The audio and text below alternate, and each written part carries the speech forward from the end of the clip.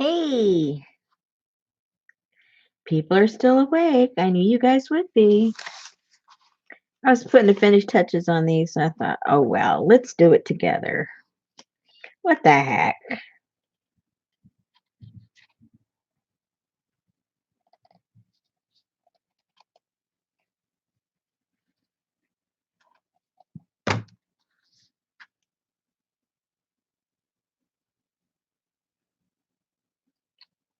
Just put a little piece of cloth there. I don't know what purpose it serves, but I like it. Doesn't have to serve a purpose.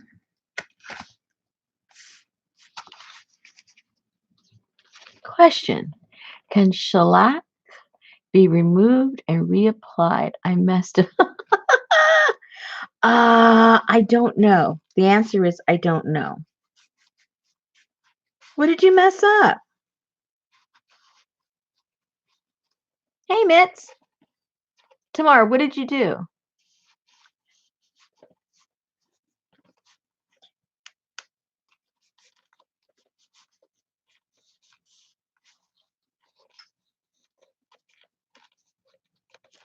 Because if it looks really bad,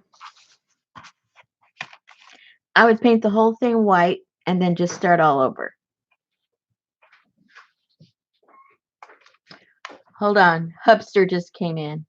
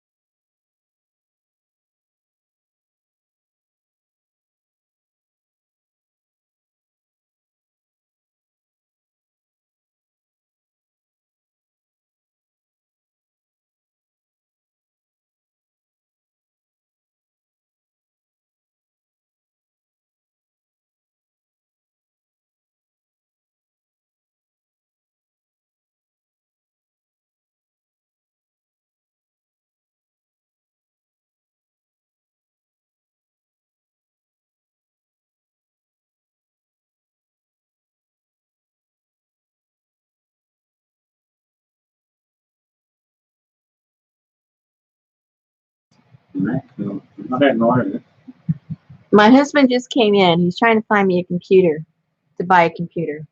So that's why I went mute. Well, tell me I ordered a new one, and I figured out. You tell them. They're listening to you. Oh well, hey, we got our computers confused. So I went ahead and bought her a new one, being here in a couple of days. Then I got curious with the old one and found out there is a battery we can take out of it. I got it confused with another one. Like batteries internally, you have to disassemble the computer to get to the old battery. So time just flies, and the computer Rosemary was thinking that we got new stuff for it. It didn't work. Turns out, back then, I just said, forget it. We'll just go buy a new computer. And that was already, what, 2 years ago? 3 years ago? I don't know, but that's a good thing you told everybody because now we're all confused together. Time flies. Your husband loses track of all kinds of stuff. He winds up saying, I'm too old to figure it out anymore. Retired technician, we'll just buy something new. You're making plenty of money. Oh, God. Get out of here. I think the battery's got a virus. Uh-oh, where's my thing? Okay, order it. Have fun. You know, the computer you have is a high-powered computer, so if you keep the new one, I just get a new battery, and then I got a high-powered laptop for me. There you go. Put a new flex in there. You can have it. Put wings on the laptop. Okay. Bye, everybody. Happy purchasing.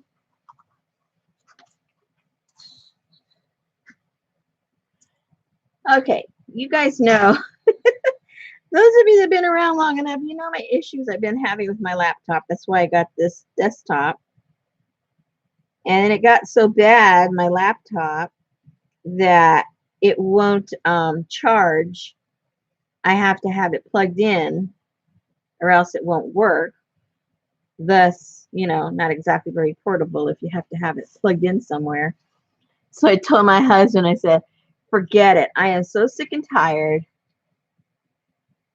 of, you know, not having a laptop. You get spoiled when you've had one, you know.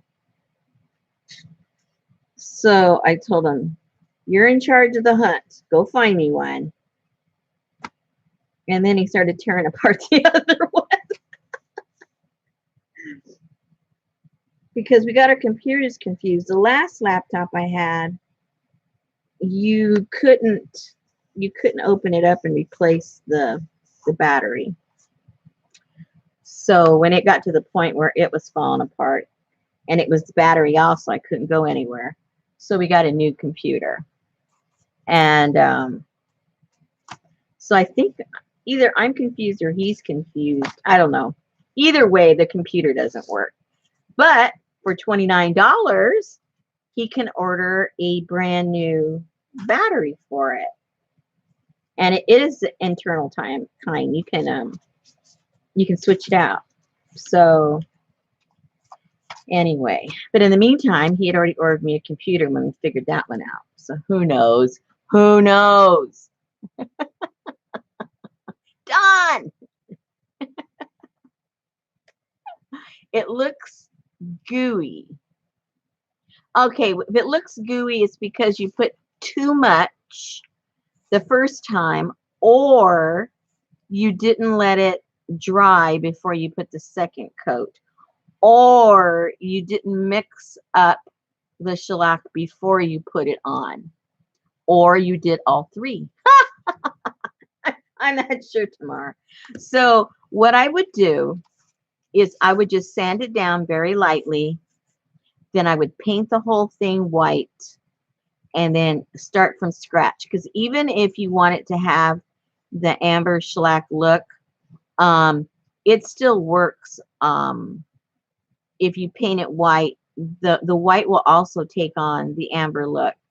If you want it to look a little more antique-y, then again, paint it white and then put some tissue paper on it, and the tissue paper will absorb the amber shellac and still give it this nice look. I have a book. Let me show you.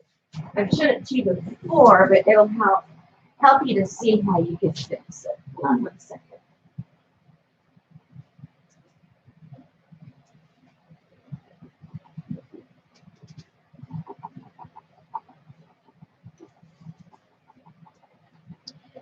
Now, this was an old book cover that I put tissue paper on and napkins, and then put the amber shellac over it, and see how it still gives it, you know, the antique kind of look.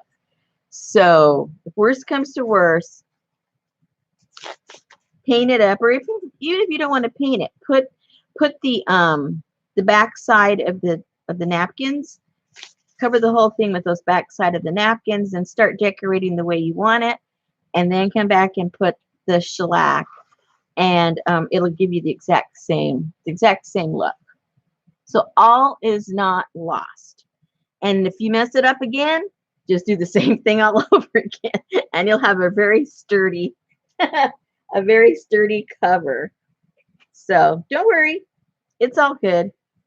It's all good. If you run out of if you use the napkin that you wanted to use, and you don't have another one, let me know which one it is, and I'll get that to you.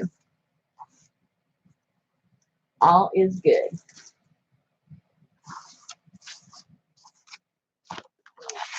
Okay, so what I ended up doing, these are the ones that are going to go with the ones that were already made, these right here. So this is going to just be a loosey-goosey. I'm going to put a few more things in there. This is just going to be a loosey-goosey that goes with the journal. Where'd the other journal go? Oh, here it is. So that'll go with that one, or vice versa. I don't know. It doesn't really matter. And then this one will end up going with this. And then I finished up the other one. Give you some ideas how that one ended up.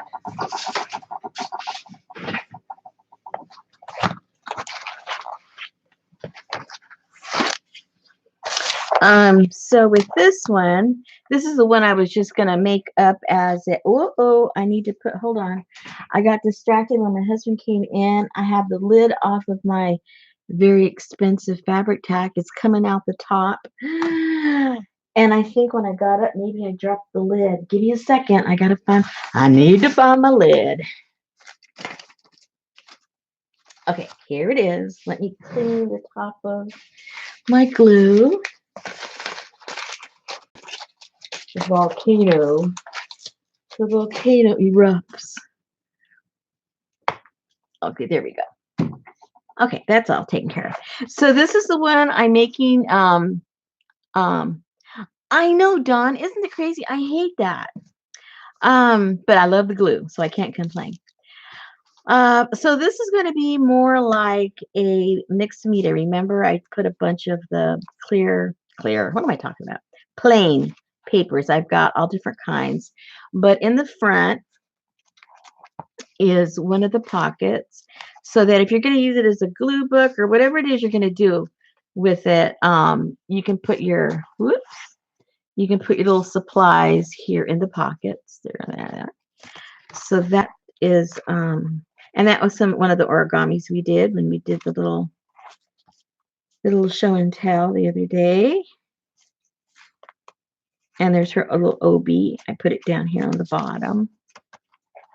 And so this has a bunch of watercolor paper, mixed media, all kinds of stuff like that.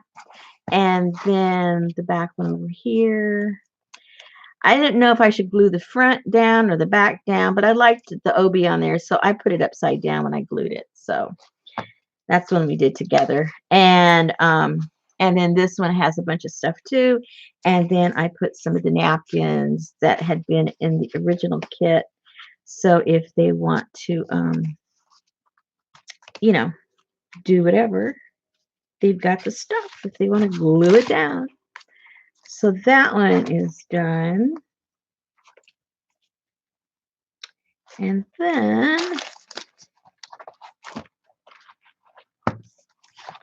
let's put him over here. So that one's done. And then this one I think is done. I think. And so in the front, this one has some little pockets. And here's one of the little girls that we made the other day. And then this is just filled you know, with a lot of the different papers that was included in the kit, some of the Asian papers. So that's just, you know, kind of what I would call blank so that they can use it whatever way they're going to use it. But in the back, they also have their little flip out with all the little goodies that they can use in their little book. So I think for the most part, I think that these are done. So let me get these out of the way. Hey, Angie.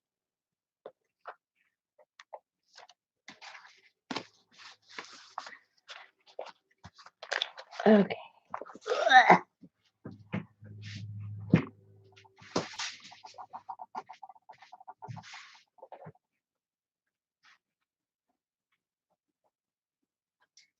I want to show you guys these little covers I started making for some little spring books. I think they came out kind of cute. But of course, I'm prejudiced. I am making them.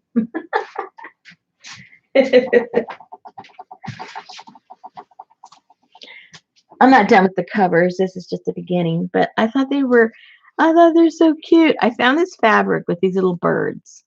So then I just cut the fabric out. Then I sewed them on some cardstock. And then I'm making the journal cover out of the cantha quilt and just made like a little pocket. And then I'm getting different papers and gonna make that be the cover. And then I had some quilt pieces, so I did some with the other type of quilt.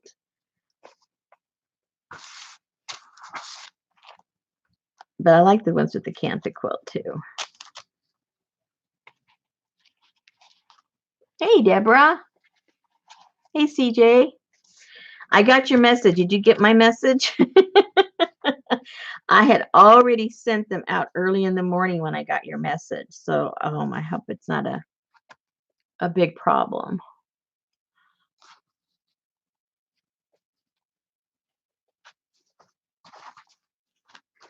So I thought those were kind of fun. So I've been off and on switching back and forth. I don't like to stick to one thing too long.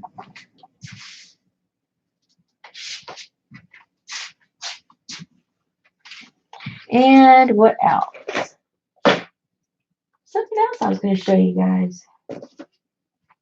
Can't remember what it was now. Oh, let me show you this really cute book I got. I got this in Happy Mail.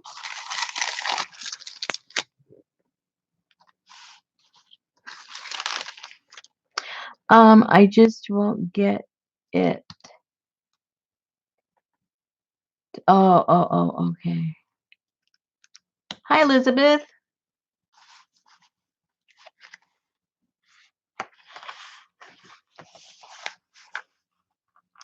It's The Crane Wife.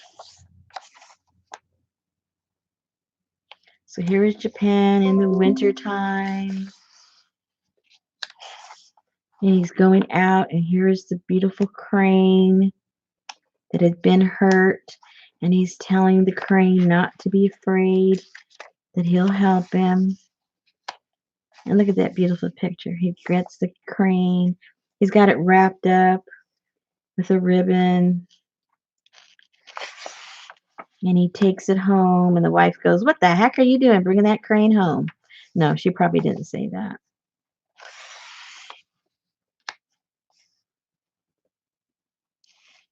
Tea time.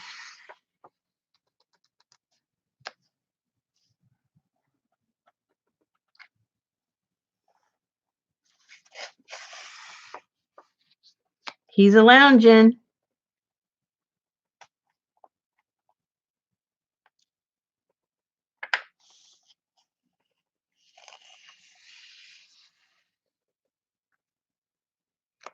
She weaves silk.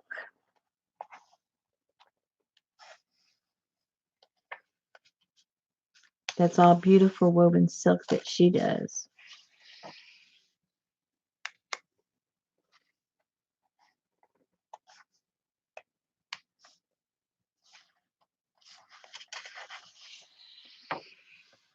And then, hello, look what happened.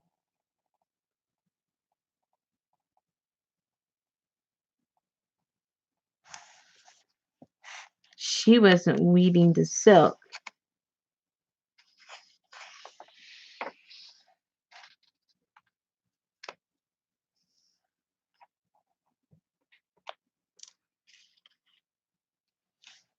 So who he thought was his wife wasn't really his wife. It was really the crane that he had saved. Hello, it's getting stranger. And then the crane sighed when when she got discovered and said, "Now I must leave you." So she says she lifted her wings and flew out the door. So she knew it was too late. He had driven her away. And there he was. Many lonely weeks passed for Sashi. He would soon It would soon be spring in the village. The cherry blossoms were in bloom. Everyone was happy except for poor lonely Sashi. Every day he searched the sky for the beautiful white crane. He never did find her. Moral of the story, always keep your promises. Because you never know when your bird's going to fly away.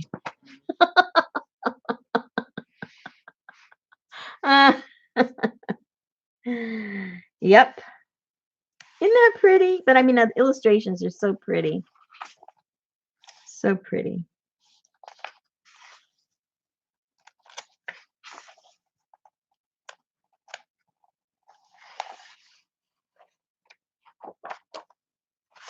Yeah.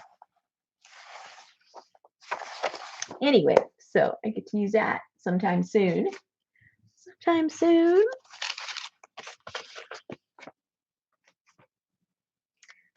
What else? There's got to be something else. Did I did tell me yes or no? I thought I showed you guys my my Chinese cutout papers that I recently got. Did I show you guys? I got so excited about it, I think I showed you already. But if I didn't, I don't, I want to show you. You know, those hand cutout papers. Hi, Lucinda. Popo's always around. Did I show them already?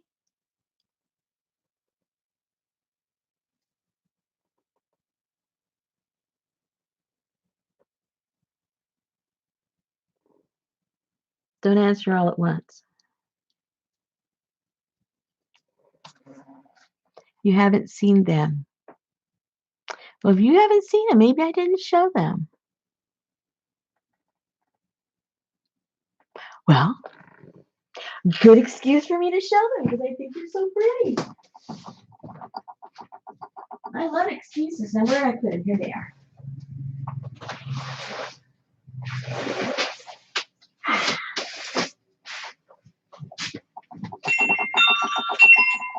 They have cut these out by hand for centuries. It's an art. And they still do it, but they're not cheap. And I'm sure now they do a lot of them with laser cutting and everything. But you still can find the hand cut ones.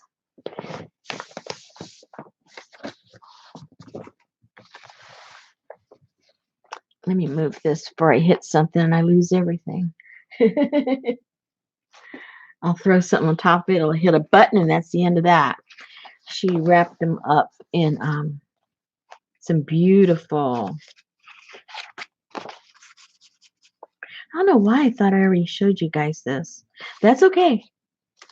I like looking at them. And these are just some nice, beautiful pieces of wallpaper.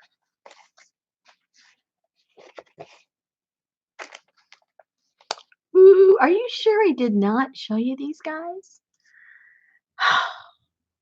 What is wrong with me? Look at those colors. This is all hand cut. I don't even think I want to open this yet. I don't. I'll find when it's already open.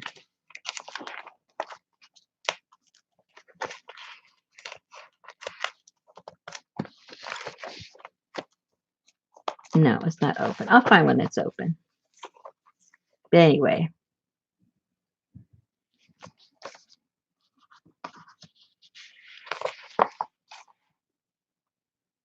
I know you can't fully appreciate it, but that white that you see there, that's cut out. That's not painted white. That's cut out. Everything white you see.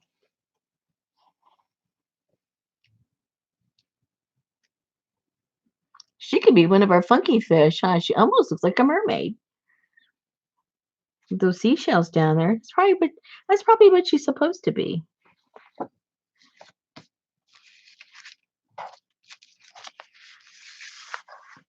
Okay, this one's not in it.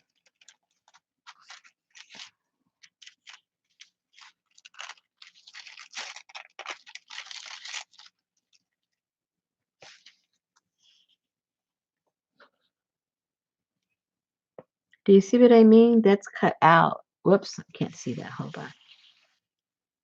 See, it looks white, but that's because it's on white paper. That is all cut out. All of this is cut. It gives me a headache just looking at it. This is all cut. This is all cut. You know what I'm saying, right? It's like, oh, beautiful.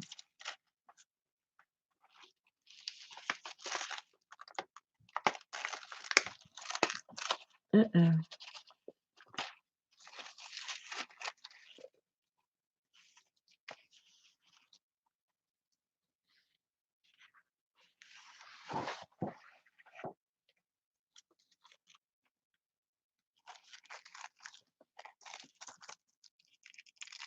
And then after they're cut out, they're all hand painted. This isn't a print, and then it isn't like they print something out and then they cut it. They paint it after it's been cut.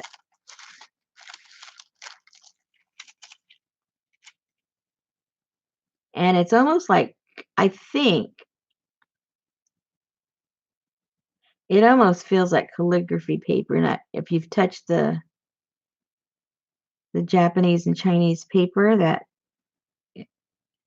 it's thin like that, maybe even thinner. Anyway, it's as thin as a tissue paper. I mean, look. Runaway birds. See how light it is? It just it just flies away. And the color is just as intense in the front and the back.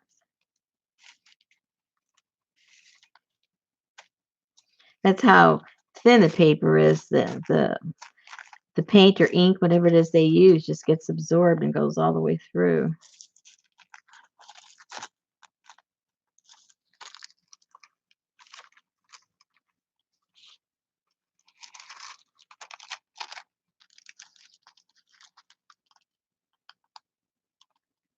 Most people frame these because they're like a piece of art.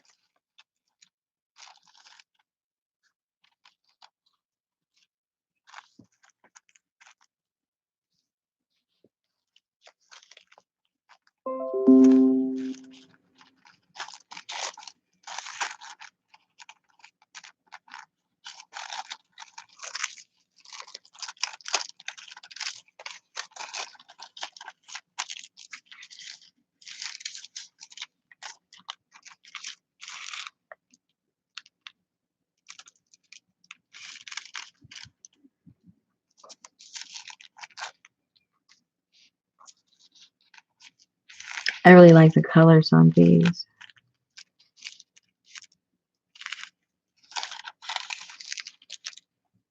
That pretty.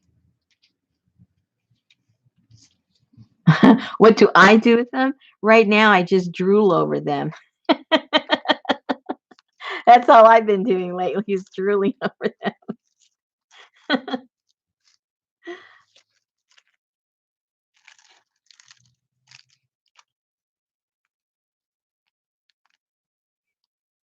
It's like when I get a book or something, I have to like have it for a while and walk around with it, hold it, touch it, pet it before I actually do something with it. It's like I have to date it before I, propose.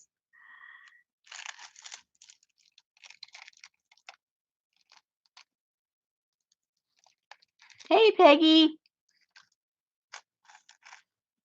I love that crest.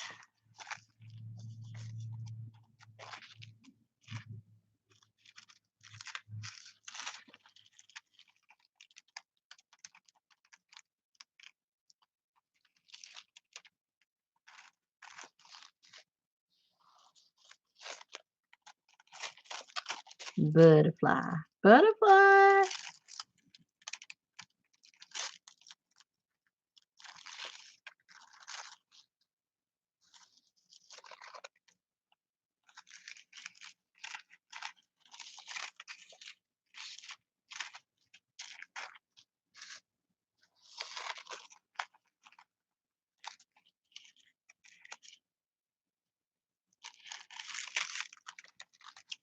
Oh, look how delicate.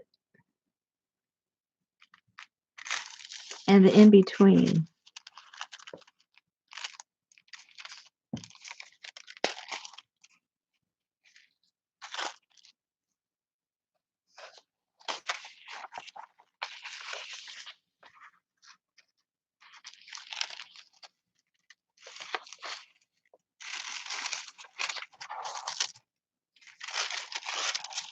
And that's not a stamp. That's cut.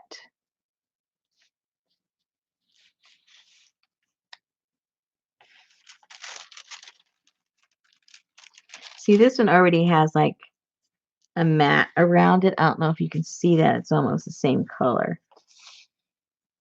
So that when it's framed, it has the mat's already cut into it.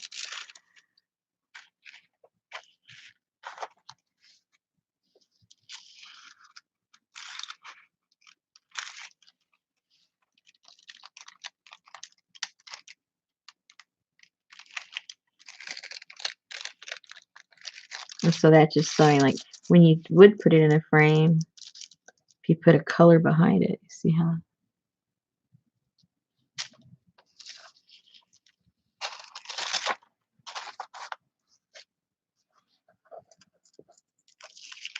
And look at the bunny. Look at the bunny, how cute.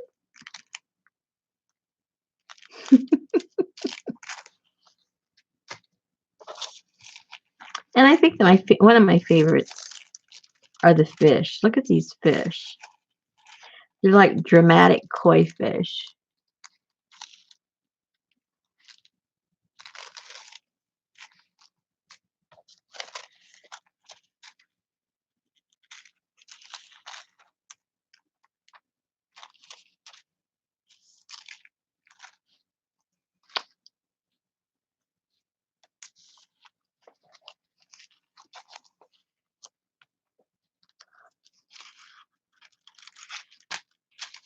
Uh-oh.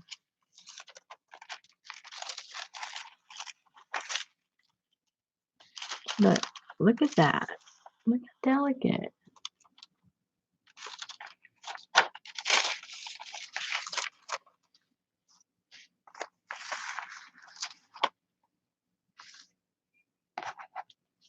Here's a hibiscus.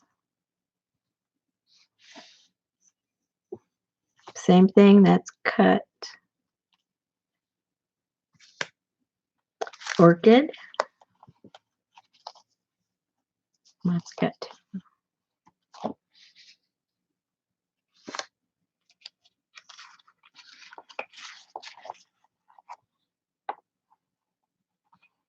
These almost look like, oh, but it doesn't have those things sticking down. Almost looks like a fuchsia, but it doesn't have the leaves are wrong too. Never mind. Wrong plant. It just reminded me of a fuchsia. Woohoo! Look at that. I wonder what that is.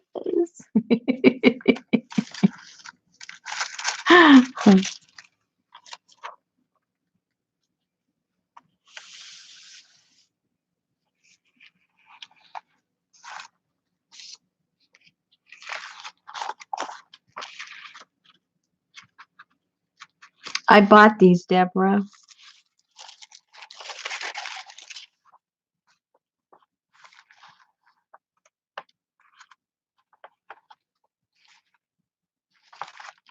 I'm not sure. I have to double check. I'm not sure if I'm supposed to say who because of, I forget, circumstances as far as availability and stuff like that. I'll double check. Oh, look, that's cut out too.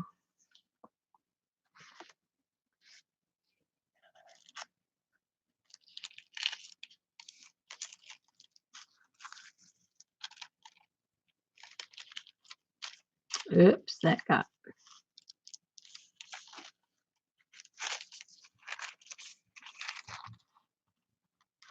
Can't see that too well. Anyway, it's a beautiful peacock. It's the head. There's the peacock feathers. 2 flowers.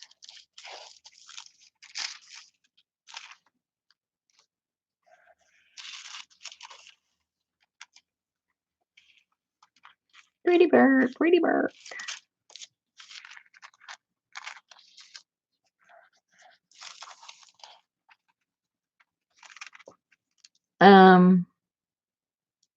I'm not sure what that is. I don't know if it's a cat, it's a mouse, something with a long tail and whiskers. Not quite sure.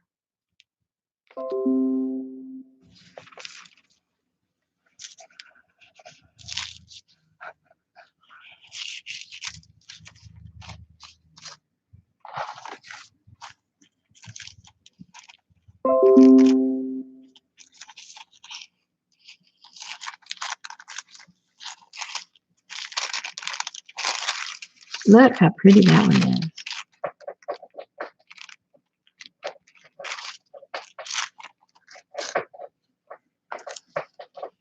I think I have a mouse underneath my house because at night I hear, you're probably going to hear it. It's really loud. It muffles. It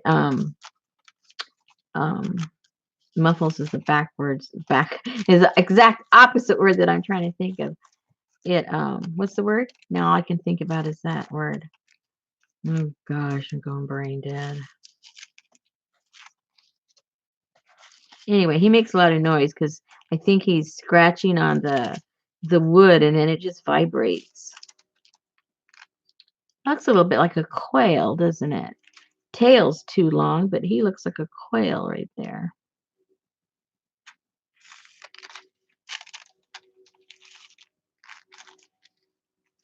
Yeah, it echoes exactly. Thank you.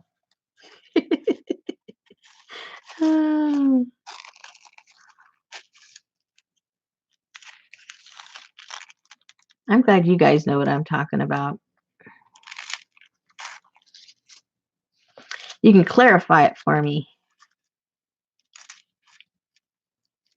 So anyway, because our city is really trying to crack down on keeping people home, it kind of forced me to do something I was thinking about doing all along, is getting my postage online now. So I don't have to go into the post office. And I just print it all out here. And then all I have to do is just drop it off in the box on the outside.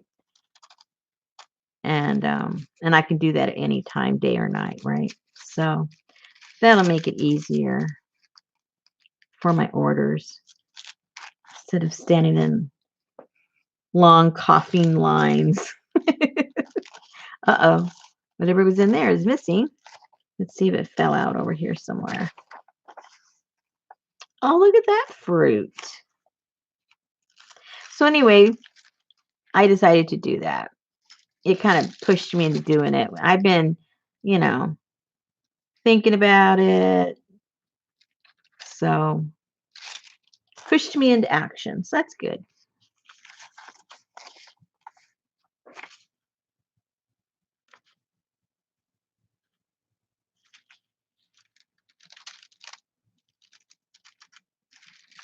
You know, sometimes we hesitate to do something new.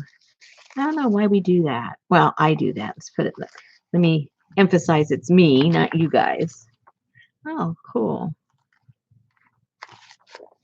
It's funny because I like doing unusual things. I like doing different things.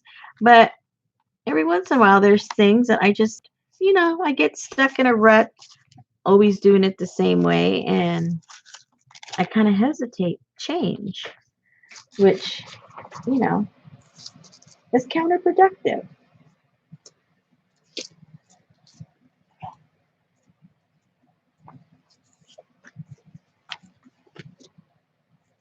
Woohoo!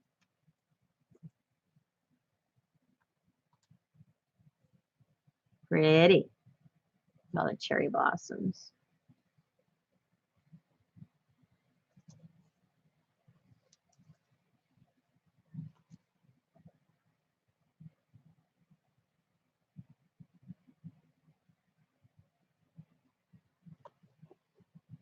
Yeah, Laura, that's a thing to do. That's a smart thing to do. I can't do pickups here because of our situation with fences and dogs and all that kind of stuff. So that doesn't, the pickup part doesn't work for me. I wish I could, but logistically, it can't happen.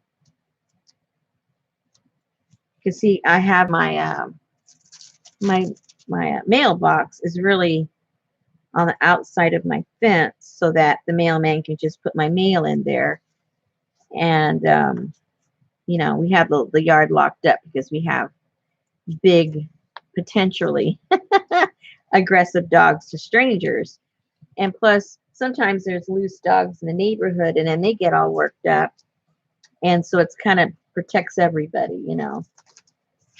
And I can't put my stuff on the outside of the fence because, hello, get ripped off. So I'm kind of,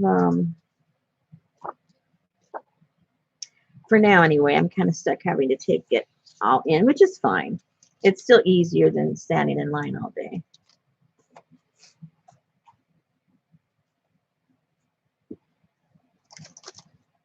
It's funny, a lot of people when they first time they see our fence situation, because see we have a regular chain link fence that's only what's that normal height, maybe like 3 feet around the front of the house, and that's not going to stop any of our dogs. It's just not. Rottweilers and German Shepherd, that's not going to stop that. So let's see, about 6 or 7 feet in from that fence around the whole house, the whole yard, my husband put up cattle fencing, which is a lot taller, and the dogs can't get through that at all the way he put it in. And so it's sort of like Fort Knox, you've got a barrier for where the dogs stop, and then there's just like the moat of grass, and then the outside fence. So when the first time people see that, they go, "Oh wow, that's really smart, to protect, people from your dogs." And my husband goes, "No, I'm protecting my dogs from the stupid people out there. They go, 'Hi, little dog here,' have their dog on their leash, go right up to the fence." And he goes, "No, no, no, no, I'm protecting my dogs from the idiots." Anyway, those are pretty cool, right? So I'll give you a sneak peek. We talked about, I know I'm getting way ahead of myself, but I get excited about what the things I'm thinking to do. A lot of you, or several, I should say, mentioned that they might want a kit that could be, either feminine or masculine in case they wanted to give it as a gift for Father's Day.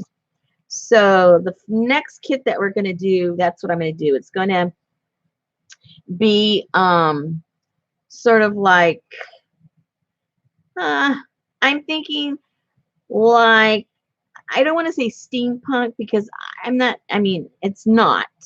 But that era of what you think of steampunk when things are transitioning and new inventions and new arts and things like that. So I think we'll concentrate on inventors and on authors and so like Jules Verne and things like that, and that can always lend itself toward a masculine lean. Anyway, so look at these. I got these. They're blueprints, obviously, obviously. And these are like, this one is from 1910. They're different dates. Let me see what the oldest maybe. Well, see, that's 1910. That's 1922. That's 1910. 21. Anyway, so these will, this is 10, 9. So they're all there around the turn of the century anyway. Here's a spool holder. A spool holder. There you go, Janice. Exactly. That's, see, I'm telling you, I would not even be able to put two words together without you guys. Industrial. That is perfect. That is what we're going to call it. One of you ladies came up with the funky fish last time. Now we're doing industrial. Yay! Huh. But don't you think this would look cool in your journals? I do. Oh, and I'm getting some train stuff. So we'll have some train stuff in there, vintage trains, ephemera. So I think it's going to look pretty cool. And you guys aren't even going to want to give it away to the guy. You're going to end up keeping it. I already know what's going to happen. You're going to, oh no, I like this. I don't want to give it away.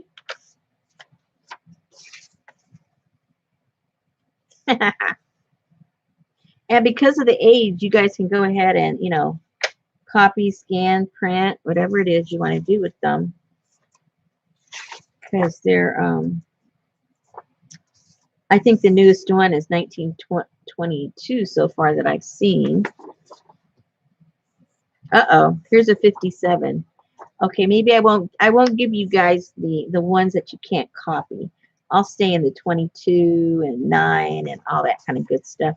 So you guys can feel free to copy them. Because you might want to downsize them too and make it into just one page. Yeah, I got to remember that. Not to give you guys the stuff from the 50s. I think it was just that one. So that won't be an issue. This is 57.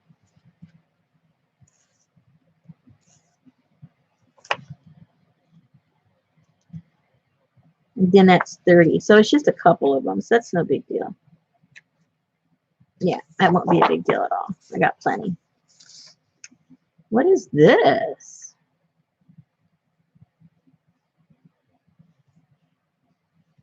A clamp shifter. Very good. I have no idea. Hey, Aaron.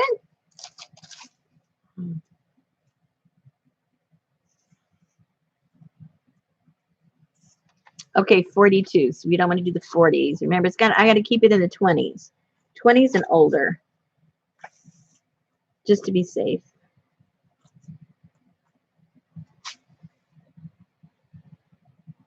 Yeah. Yep. I'll do all that when it comes time. Oop, 44. See, there are a few.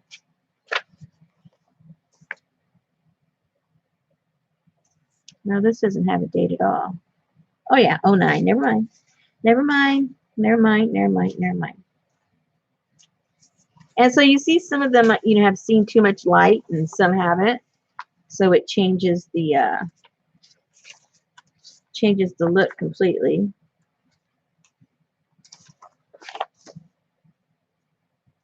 Oh, cool. What is this? It says tubing, but that doesn't look no tube. And then that says polish. That looks more like some kind of a fancy pole, like in a stairwell, a banister or something.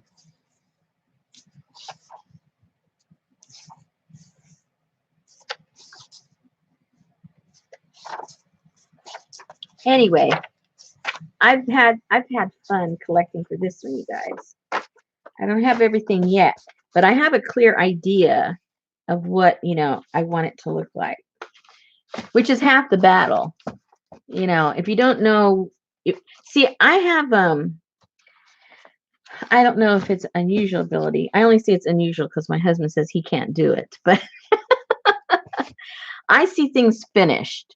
Like we used to buy houses and refurbish them and, remodel them and everything.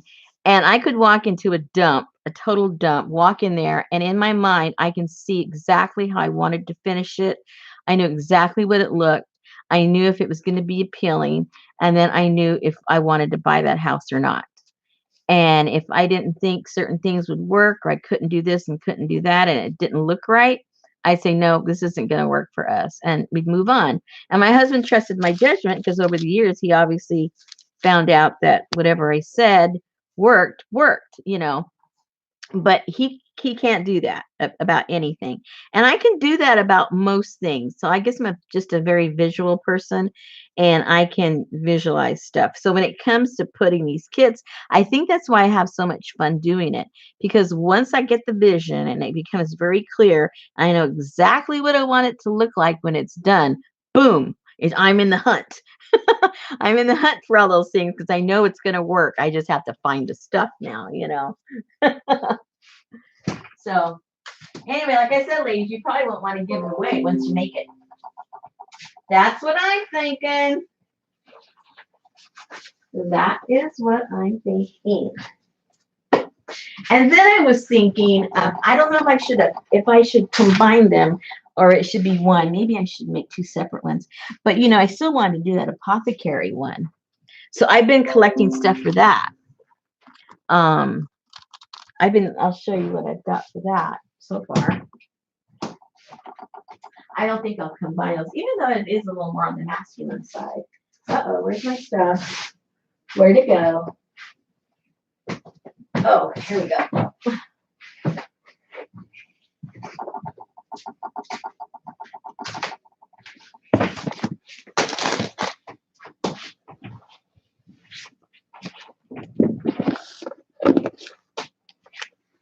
See, I just get a box and I just start filling it with what I think is cool stuff. See, these are what do you call it? Prescription. These are prescriptions. I'm okay.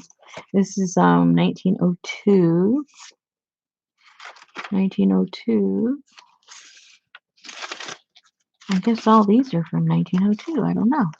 I hadn't really looked at all the dates. I mean, I knew they were turn of the century, but yeah, it looks like they're all 1902, which is a perfect date for what I'm. Ooh, look at the handwriting on that one. Isn't that cool?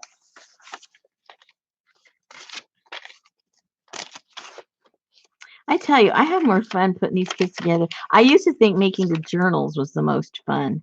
And then I started doing this last year, and I'm thinking, wait a minute, this is actually more fun. Gathering all the goodies. All right, so you get the idea. And it looks like they're all from 1902. So that's perfect as far as dates and stuff.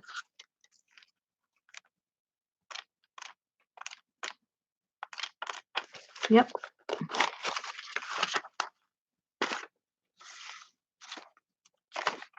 Yeah, it's weird. All from oh, hello. What's this? Syrup. These are like those labels that you guys like to print out, except it's real. That's cool. Okay, so we got all these to play with.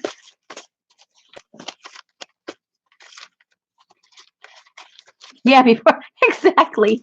What a novel concept. You could actually read the doctor's handwriting.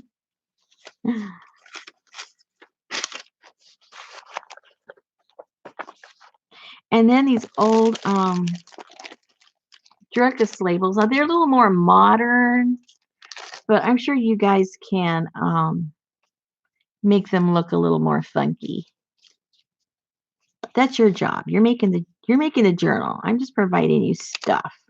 You got to use your imagination. I can't do everything for you. And then these are labels. They peel off. So you could scribble your own stuff on there. You know what I mean? Know what I mean?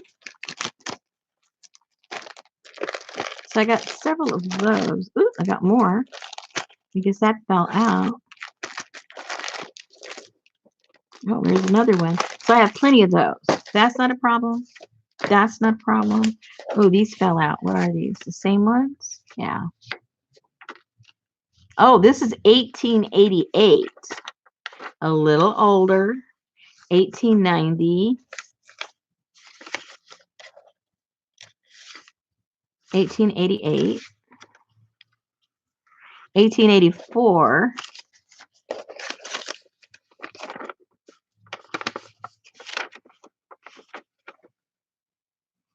Oh, I think she gave me those as little extra ones. What's the date? Oh, 1915. Look what that's just. Look, order form for opium. And they mean it. They mean it.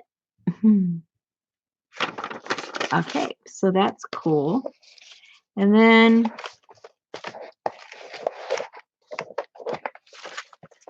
all right, so one of these are prescriptions and one of them are recipes. Let me see which is which. I think I got them confused.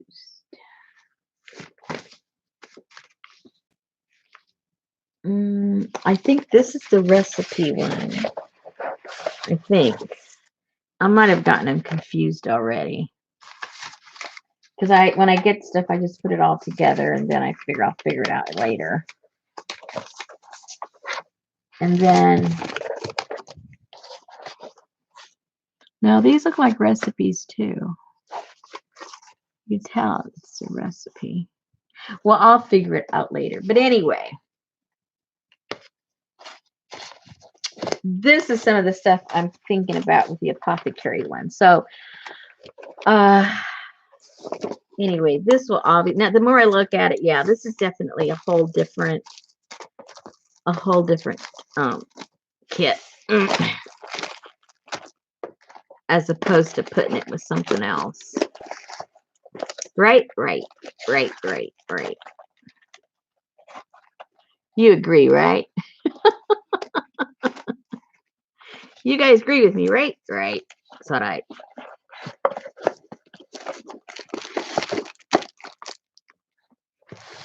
Here, let me fold that up. Oh, and then this is from a druggist. I didn't want to fold it up in there. It has a lot of advertising and cool handwriting.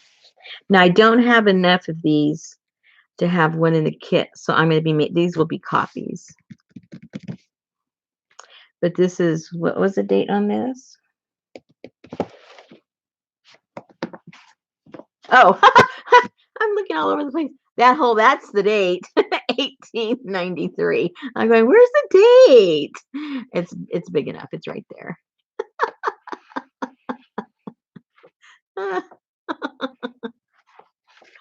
Oh my goodness. Okay, so I think I just talked myself into having this one be a separate one. I'm glad I showed that to you. It helped me figure that one out. And then, oh, what's this?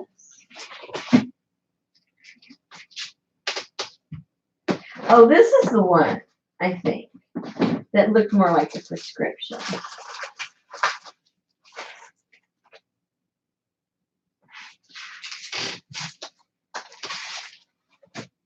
I mean the recipe. I guess it's a little bit of everything, both of them. I think when they used to do the prescription, they used to just write it all down.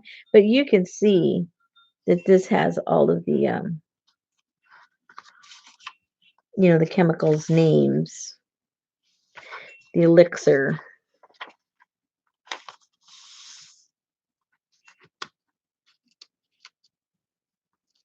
And again, this will have to be copies because I don't have enough. This is all I have.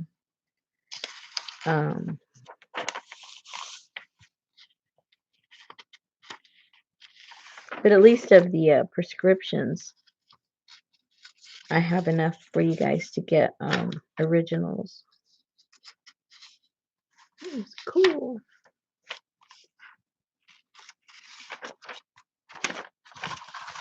Okay, so that is that. And what else do I have planned? I had something else planned that I'm throwing stuff together. See, what I do is I get if I get an idea, I get a box, and then I just, as I'm going through my stuff, if I run across something that goes with that theme, then I just throw it in the box. And that's my halfway of being organized. What is eye water? Hey, Scotty. I have no idea. I guess it's stuff you put in your eye.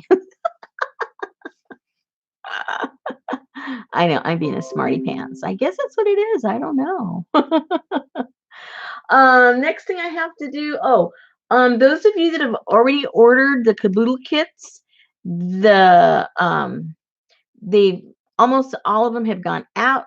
Whatever orders I got today, they're already packed and ready to go. I'll drop them off tomorrow because I've already done all of the shipping and stuff, paying for the shipping. So that will go out tomorrow. So I'll be all caught up with all those tomorrow. I'll scan that collage that I did for the Kaboodle kits, and I'll put that over in the group. And so those of you that don't buy the kits, you can still go over there and print out the collage I made for it. So if you want to play along. And what else? What else? What else? What else?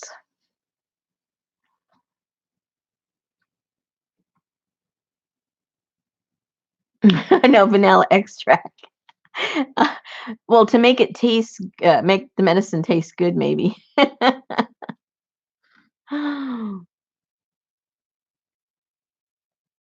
Yeah, Catherine, that stuff's so cool looking. So I gotta,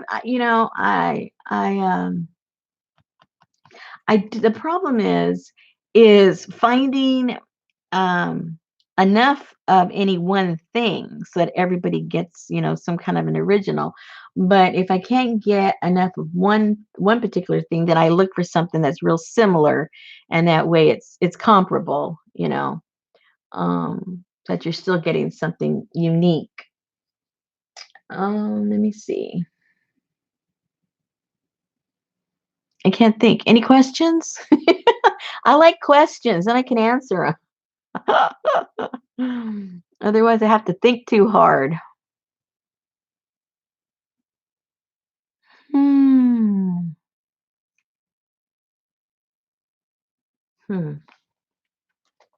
I've been collecting. You know how I love black and white. I don't know if anybody's going to want to will be interested. But even if they aren't interested, I've already started a collection of black and white stuff because I think that would be fun. And I think it'd be fun in the sense that maybe most people don't like the idea of black and white, but then when they see it, they go, "Oh, I like that." So, I they had a sale of all these postcards, and I loved them. I picked all the ones that had some kind of architecture, and I thought they were so cool. And I go, "Okay, this is the basis for another kit." I don't have that many things yet because I just started looking, but it's definitely going to be one. Isn't that cool?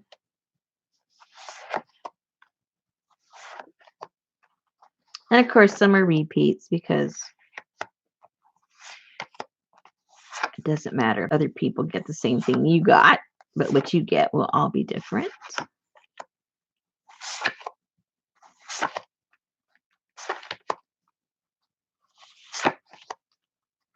Because my favorite journal is my glue book, my black and white glue book.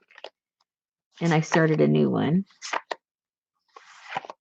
Or is that my third one? I can't remember now, but isn't that cool? I really like that one. I have no idea what it is, but it speaks to me. I don't know which direction it's supposed to go, but I like it. And it reminds me of a funky fish. Funky fish. Anyway, you get the idea. And then I saw these, and I thought those were kind of cool. Just black and white, nothing special, but I thought those were cool.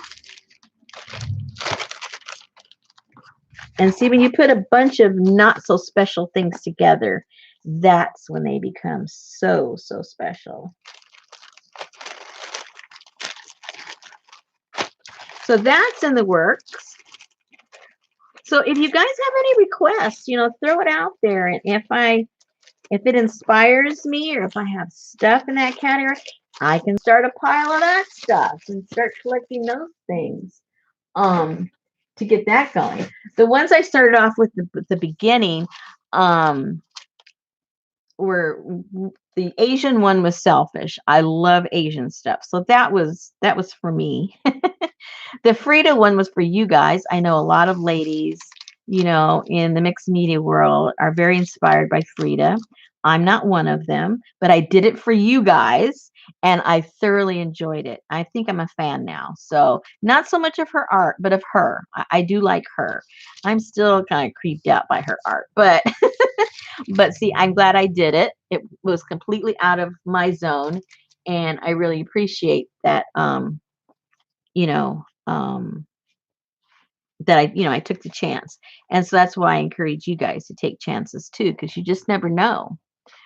Oh, that's right, CJ. That's another one I want to do. I have all the stuff for that. And I think that would be really cool. We're going to do a cloth one for sure. We're doing a cloth journal for sure. And I'm not really a frilly foo-foo person, but I think if we do with a lot of neutrals, then anybody can go in any direction they want to. They can paint them or dye them or stain them or leave them the way they are and, just make it your own. So for sure, we're going to do that. And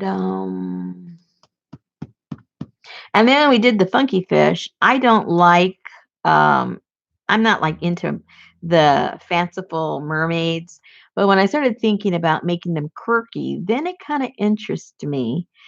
And I thought, let's see how many people can get into the quirky mermaid stuff. And that's how that one kind of sort of took off. So, that's where that came from. So I'm the Asian one is the only one that came from my comfort zone. The rest of them are completely out of my comfort zone too. So I'm playing along with you guys. Yeah, the lace and cloth. And I've got some. Oh, and someone mentioned Southwestern. And and then my mind kind of went in different directions, you know, because that could mean a lot of different things. Um, and those of you that know the kind of stuff I like things that have to do with culture. And so I was looking at different books and magazines that have to do with, you know, the unincorporated West, you know, like during the 1800s and everything. But almost everything I found, um, I didn't like because it just basically it was, you know, what I call the Indian cowboy propaganda, you know, and I didn't want to mess with that.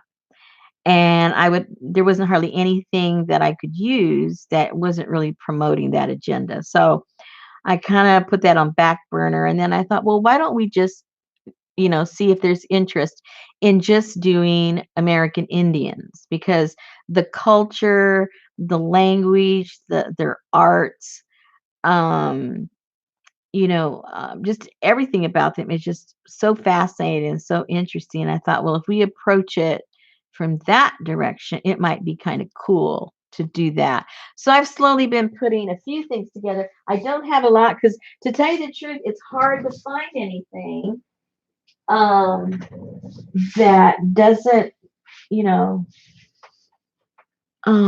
degrade the whole culture. So I did find this at the library for sale. And so I got this and I thought it was kind of cool because I don't think there was a cowboy in it. What a concept. And this was a pretty cool book. And even though, you know, I can't make copies, it's relatively new, 73, but I think there's enough pages in there to give because every page is really pretty. So everybody would be able to get a couple of pages, I think. And that could be kind of the basis. And then Jessica was having Jessica Rapp was selling some books in these lots. And I got this one that had Indian motifs. They were, I'll go get that in a second. And that one you can print. Yeah, it's copy free. So those motifs in there's a lot of things in there that could be printed out. And then I thought we could make some really cool stamps like we did with the Frida one with a lot of the different markings. And but anyway, my wheel started spinning on this one. I started getting excited. So I've got quite a few.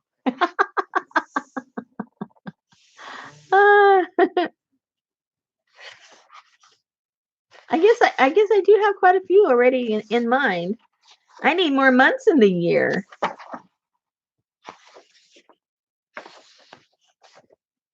This is kind of cool, huh?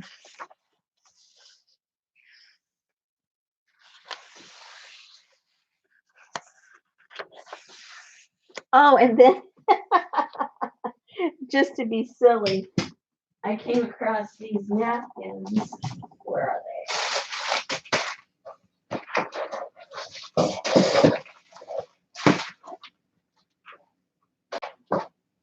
Oh, and I got these two books. These were also at the library.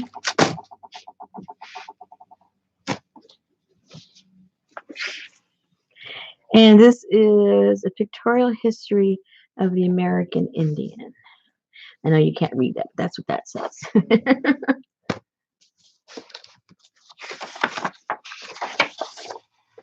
And this is what year? 56. And no color in this one, which is okay. You know, the other one was all color, and then this one is all black and white. But see, that's what I mean. We could make stamps like these. Wouldn't that be cool? And stamp them on our pages. And if this is something you think you would enjoy, what you need to do right now is go to the to the states that have like the four corners that have the four corners, and ask for their free tour guide stuff, tourism stuff, and it's full of cool stuff about Indians. So you might want to go ahead and do that, and it's free. Just go to each state and look for their whatever website they have for their tourism, and then they'll have you can put in a request. Oklahoma has some really cool freebies. See, it's Oklahoma does. I know that's not Four Corners, but I was thinking about it later. Oklahoma, Arizona, Utah, Colorado, Arizona. They've got some pretty cool stuff. Oh, look, Cherokee alphabet. Wouldn't that be cool? That's a whole cool page right there. I gotta see if I can find a freebie of that on the internet. And then I have leather, and then I have what's called, the vegetable leather, which, when you dye that or coffee dye or stain it, whatever it is you want to do, it looks just like leather. It is so cool. Oh, there's some color. Hello, I lied. And that would make a wonderful cover. If you don't want a real leather, you can do it with that fake stuff. So I'll have all that. That's all in my head. I can tell you, I already see it done in my head. And so you'll have like those two options.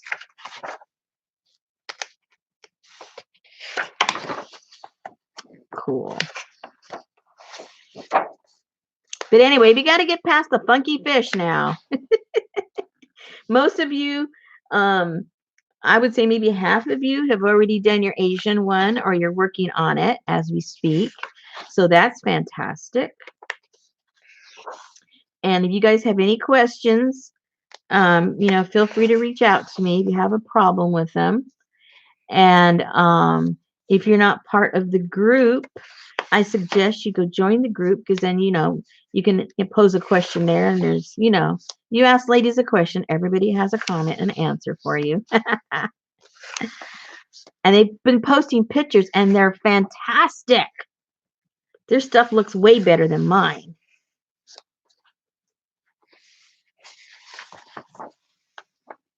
And the link should be in the oh, now I can see you, Jennifer. I wasn't looking at.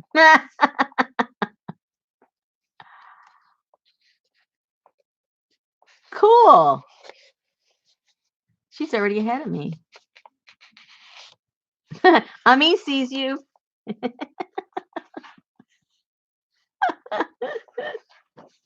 Okay, so anyway, I have that. And then they also had this one.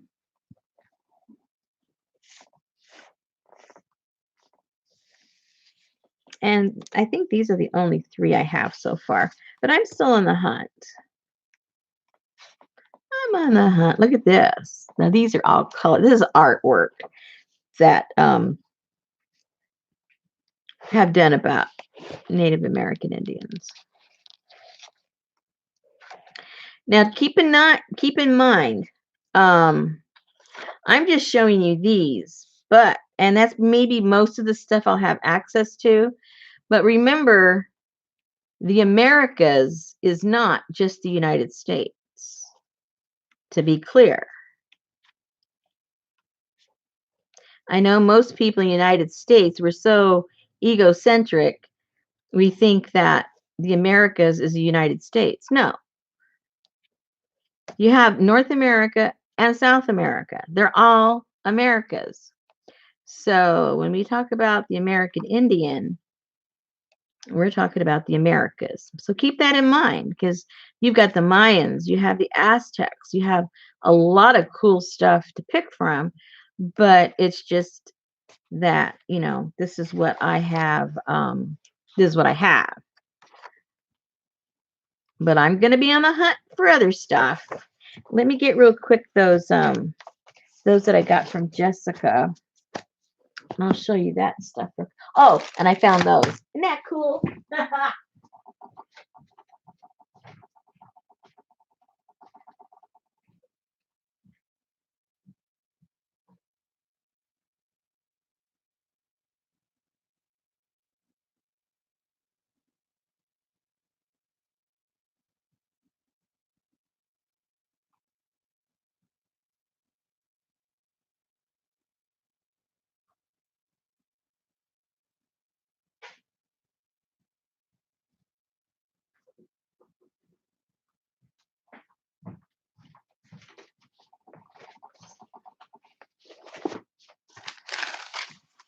I tell you, I like collecting for these things and sharing. I'm so glad that you guys like my kits because now I can share all my stuff with you.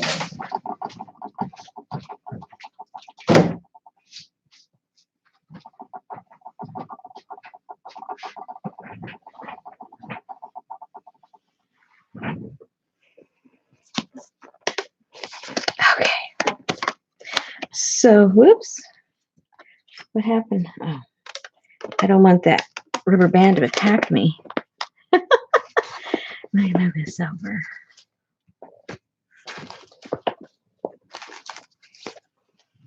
Okay, these are authentic designs. Okay, we'll be the judge of that. Let's see if they're authentic.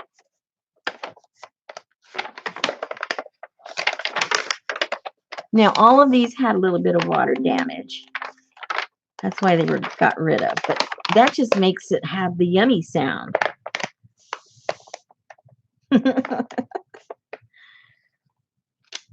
Ooh, British Columbia.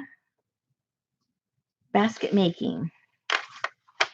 And don't forget, you got the Alaska, the Eskimos.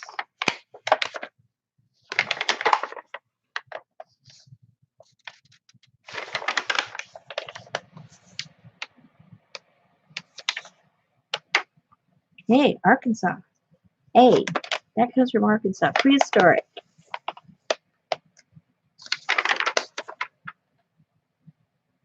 Ooh, these are cool. I know, it's the crunchy sound. It had water damage. So it's really crunchy.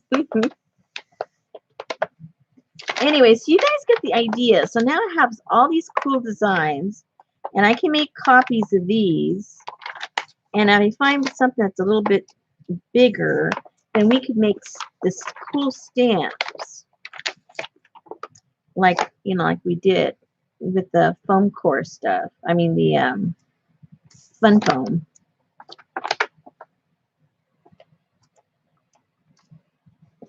Oh, look at these.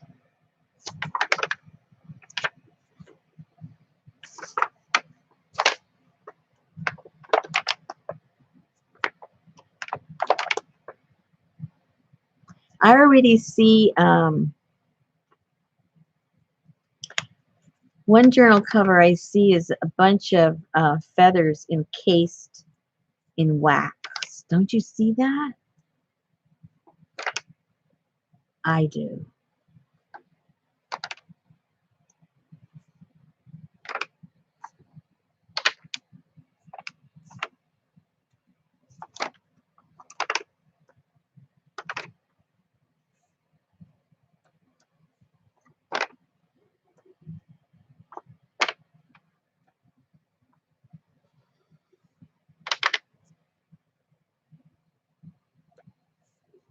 Ooh, Janice, do you still have that? Did you keep the magazine?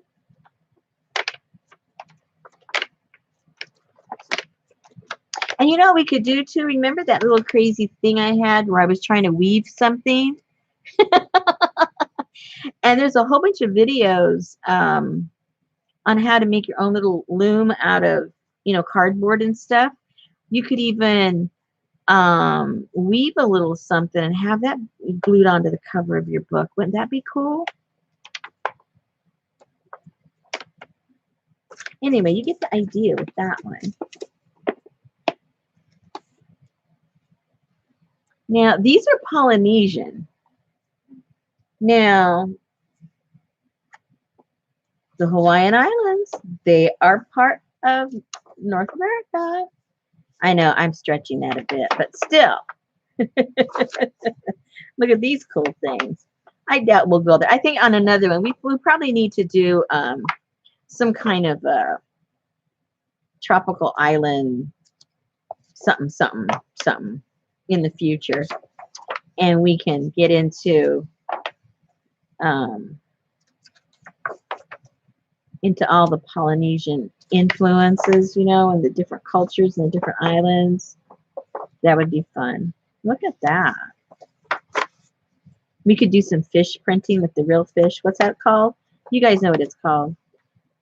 I know you know. It slipped my mind. There's a name for it. I know you know. What's it called, Aaron? When you get the real fish and you use that as a jelly plate. It's an old art form. It's Polynesian, even though the Japanese kind of perfected it and kind of called it their own, but it's a Polynesian art form. That's where they got it from. Or vice versa, I don't know. Yeah, exactly. I love the ab. I got this stencil. I'm not sure. I just got it because I like the shapes. I'm not really sure if it is geared toward Africa or the Aborigines. I'm thinking it's the. Now I could be wrong. I think it's the Aborigines. I think so. The more I look at it, I think so. What do you guys think, Donna? It is, right?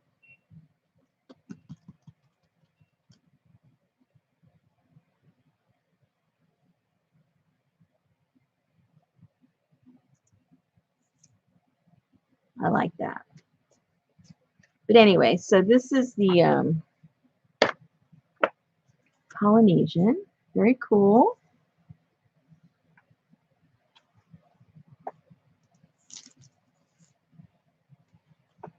And what is this? Oh, well, this can't be part of, no, this is something totally different. This is Parisian designs and motifs. Ooh, look at that. Ooh la la.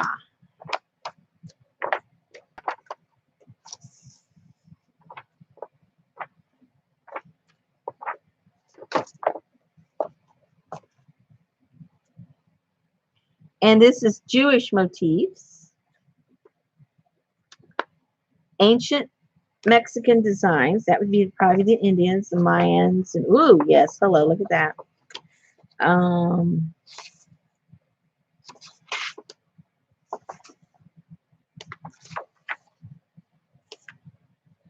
Wow, there's just so much to choose from.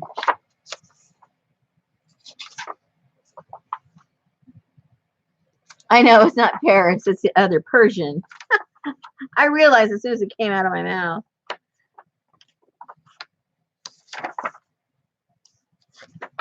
I thought I'd just gloss over it. Nobody would catch it, Jennifer.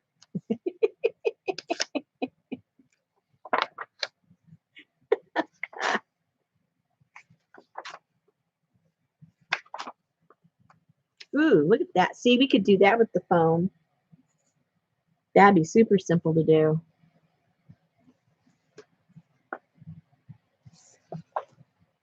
I know, Janice. This is turning into like it might have to be like a series.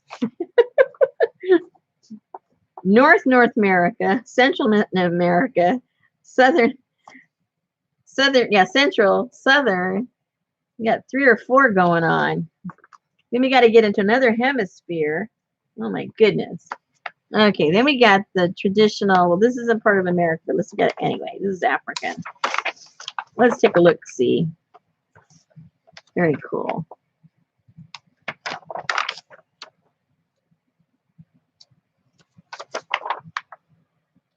Oh yeah, the Northeast. Practically every state up there is, every town you go into is named after an Indian tribe.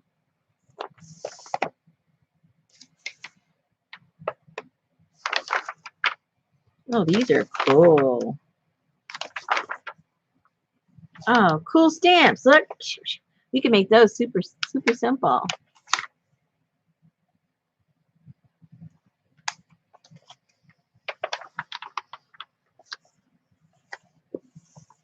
Peru and Ecuador, I think, are the prettiest places in South America.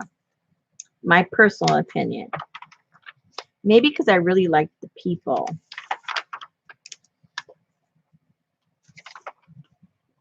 Very special people.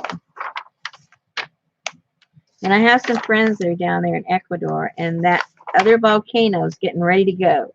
I know there's so much stuff going on, it doesn't get the news, but they're in fear that the top of that volcano is going to pop off.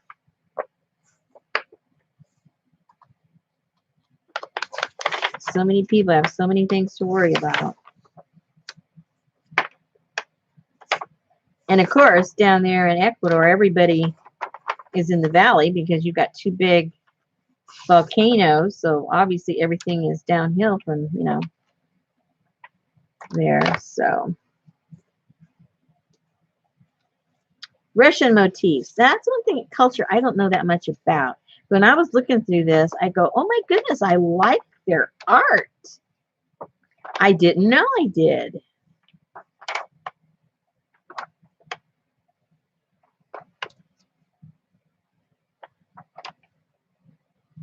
Yeah, look at that chicken. That looks like a chicken to me. So you can make really cool stamps out of those.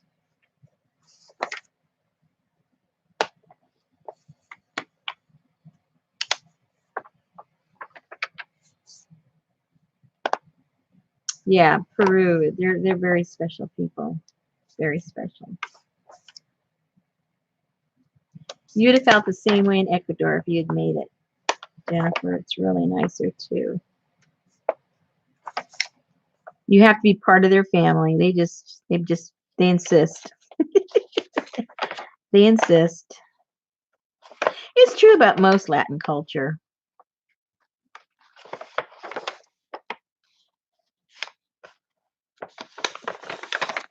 Anyway, that's cool. Then, in another a bundle,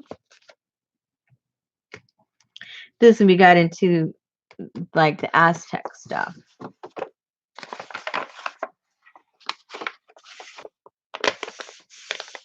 Oh yeah, I've been seeing what she's doing with those nesting dolls. That is amazing. Everything she does just comes out so cool. She doesn't have like a total plan. She admits it. She's just kind of winging it. She has a general plan, of course, but she's not. Sometimes she goes off in a different direction. Look at that.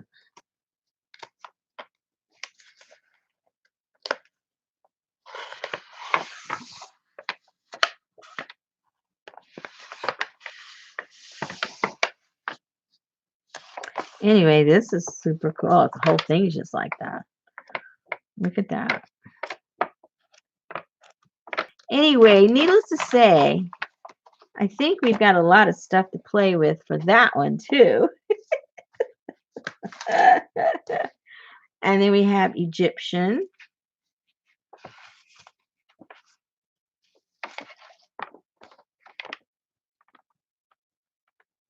Wouldn't that be fun? Doing Egyptian, purely Egyptian.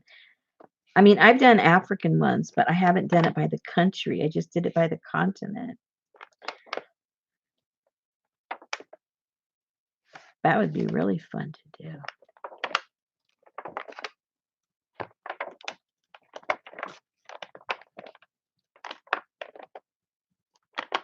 And she had some even cooler ones. I just didn't get them. Somebody else got them. So you can imagine. I got some pretty cool ones, but there's some really cool ones I didn't get. Folk design. Oh, this one. Oh my goodness. Look at this one, you guys.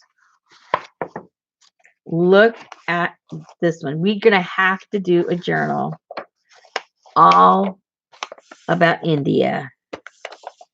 I don't know if you're in. I don't know if you want to play with me. I'll play all by myself if you don't want to play. But we need to do one about India. I have all the fabrics. No need. I got plenty of that stuff.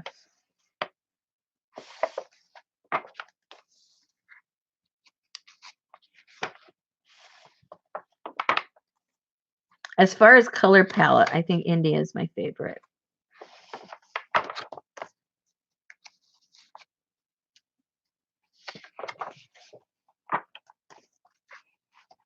And some countries in Africa has some really beautiful color palettes.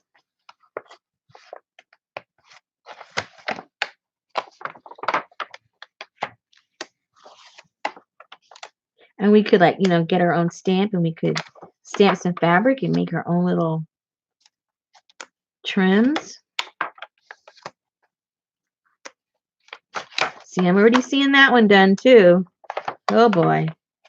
I think we're already into 2021, huh? I don't know. Might have to put 2 kits a month, and then you just decide on one of them. And I'll play with the other one that you don't want. Okay, now this one is just a little creepy, or a lot creepy. I don't know if you guys are familiar with Posada. He's an artist, a Mexican artist, and he's just really kind of creepy. And all of this stuff is basically his stuff. And like I say, he's a little creepy.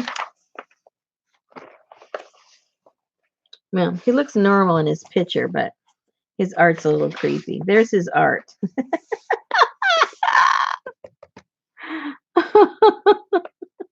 Look at that.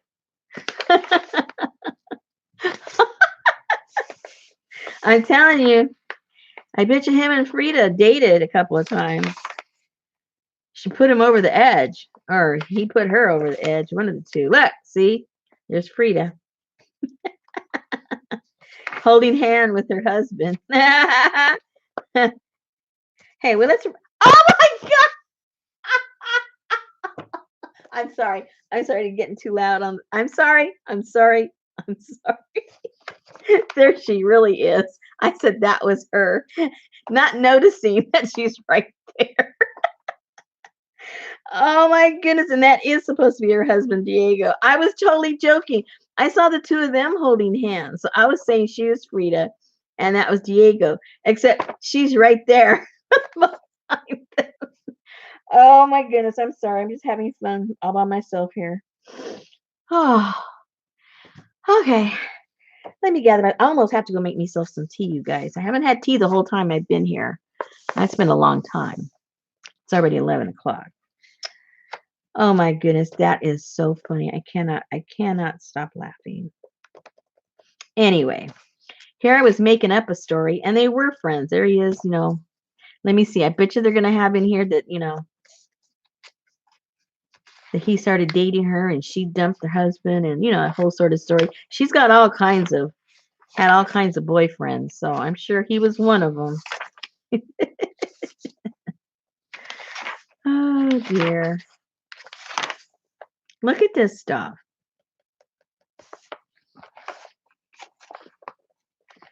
Gives creepy a whole new meaning. I know some of you guys really like this stuff. I think it's really creepy. Oh my gosh, that's a rat with all these heads, and the people are afraid of him.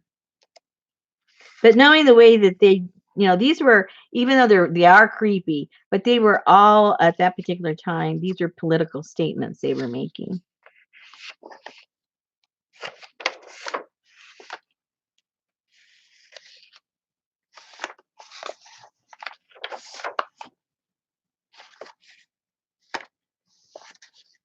Oh, good night. Is it anything I said? Oh no, they were a thing. Oh my gosh. See, instinctively, I knew that.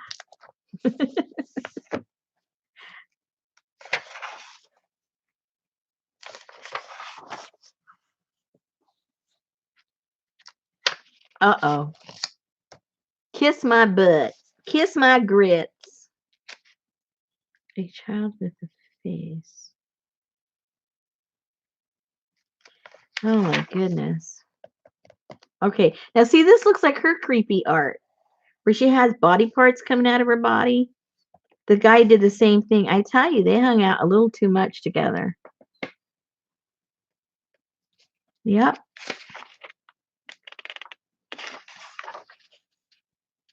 They must have voted for the same guy. Kim, I over Jessica Rapp, I think maybe once a month or something, she puts lots of books together and she does a video. She doesn't do it live. She does a video and she sells them in groups. And so I watched it. You should see the ones I didn't get.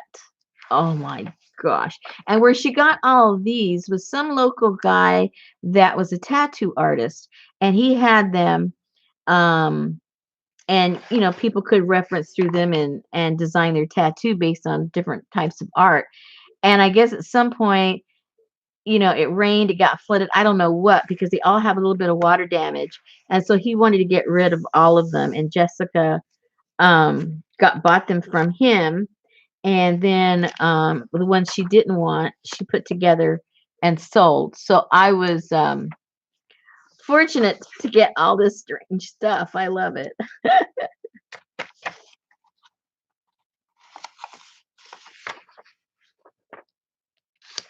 Yeah, they are very strange. This one in particular is very strange.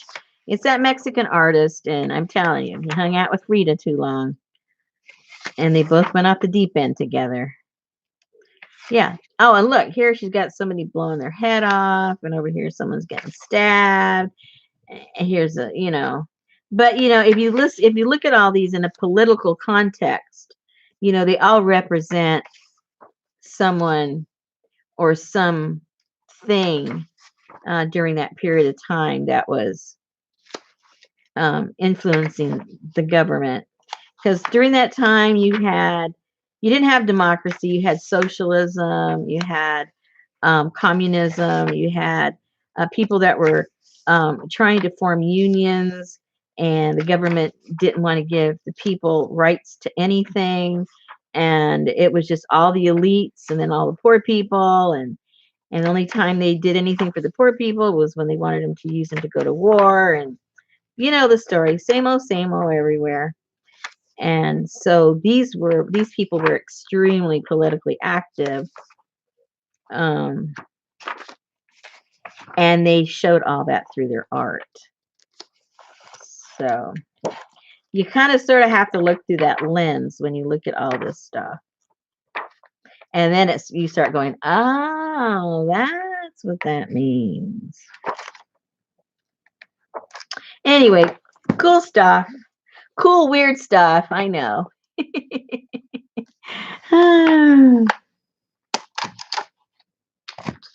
And we have Egypt. Oh, didn't we have Egypt before? Or is it a different one? Oh, we had Egypt. It's just a different one. Okay. I think I have this one.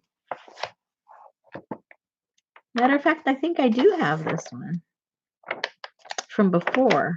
One that my husband goes to their public library, and they always have a section where they're selling all the books. And then, 3-4 times a year, they have a book sale, a big book sale. And I think I got one of these a couple of years ago at the book sale. I like their art. Okay, we'll put it on the list. Egypt. Anyway, what era was this? This was what, maybe the 30s? Let me double check. I'm forgetting my dates. I'm forgetting when she was born and when she died. I'm going by her age. 1930. Hello. Yeah. So it was the 30s when this uprising.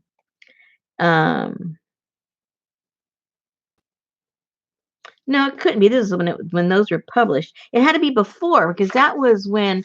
Hold on, let me find out. It had to be before. The revolution was before that. It was the turn of the century where it started, and then where the uprising started, and then it really took off like in the 20s, and that's when the revolution was. So Mexican Revolution.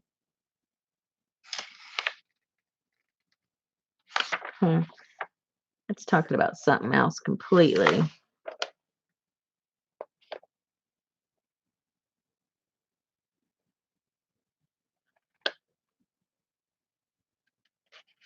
Anyway, all of this that was going on, this is, and it was a big span of time. I mean, the Mexican Revolution lasted a long time. So it could have been anywhere from the 1900s to the 1930s. All that kind of stuff was going on. Anyway, you see, I have fun stuff.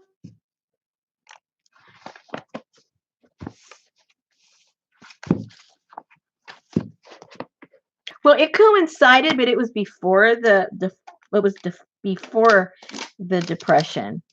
They were always having economic instability before, and then it just nosedived after the First World War.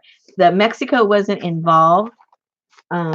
Technically, they were not involved in the First World War, but the political what's the word I'm trying to think of? The political I can't think of the word. Anyway, what was happening there politically was really volatile. And so you had they had ramifications of the First World War economically because what was all the monies and everything was being directed toward in other countries was being directed toward the war. So economically, they were not prospering or anything was happening. And of course, then the poor people get the brunt of all that, and that's when all the uprising started. So there you go. Yeah, political climate. Thank you. See, I love how you guys know what I'm talking about. I love that you know what I'm talking about. So yeah, and that's when the first influx of immigrants from Mexico came to the United States was around the 1920s, around 1910 to 1930. I mean, a couple of million came to get away from, basically being shot in the streets because of the political unrest that was going on in Mexico. And at that time, they were welcomed because they wanted, the United States could use them, especially during wartime. They at the First World War, they could use them to work in the factories and all stuff because all the men were gone, right? Men were off to war, and so they welcomed men in the workforce and they came from Mexico. Of course, then when the war was over, they had no use for them, and then they didn't want them anymore. And anyway, that's history. That's history. Just like when women had to go to, American women had to go to work, and then when the men came home, they were supposed to go back home and, put on the little dress and apron and, cook dinner for their husband when they had been working for several years to manufacture all the stuff for war. So it's hard when you progress and then people want to put you back, no matter what it is in life. You take 2 steps forward and then they want you to go 3 back so that you know what your place is. And it does not work that way. Doesn't work that way. Yep, lots of journals ahead. Now that I'm saying it out loud, I've got a lot of them already planned. And here I was thinking I need some ideas from you guys. And notice, you guys are not giving me any yet.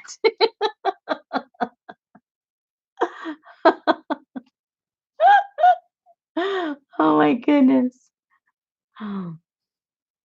Riley wants to know, what is this? It's a little bit of everything tonight. Nothing in particular. Talking about art and what influences art and future things that we're going to be doing as a group. That's basically what we're talking about tonight.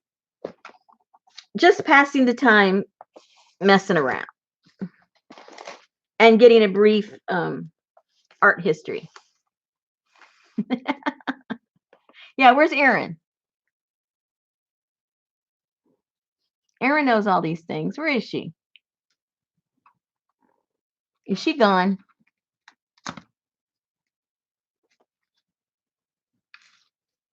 Erin. I guess she's gone. Anyway, okay, ladies, you can get an idea now what we're going to be doing in a couple of the months to come. And so now that you kind of know the direction I'm going on some of these, you can have your eye, looking out for some additional things that you might want to put in those journals in addition to, the stuff I have. And then we'll go from there.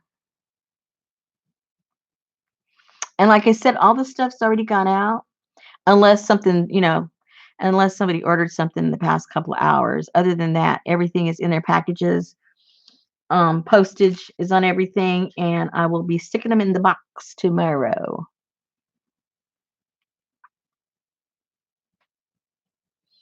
All right. Would you do based on the art? On what kind of art, Kim? Are you talking specifically of any particular kind of art? Because another thing I was really thinking about is the Art Nouveau, Art Deco type architecture and art. I have some books on that too. The problem is I like too many things. That's my problem. Um, uh, Based on those facts, that would be interesting. Um, if you have, let me see. I don't know if you've seen my video. It was a long time ago. It was over the summer. I did a little bit. I'm gonna start this one back up too. It's my own personal one. But I wrote a little bit of that. Let me see.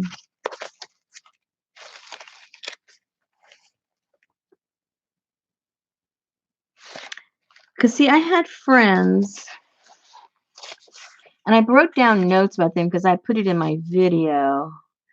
Citrus and stuff. Because see, they were this couple,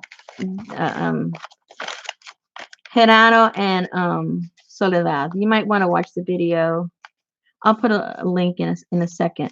But it's a story about this couple that I knew that influenced. That was influential in my life. This is well, I'll get into it later. It's too long to explain all of this stuff, this journal.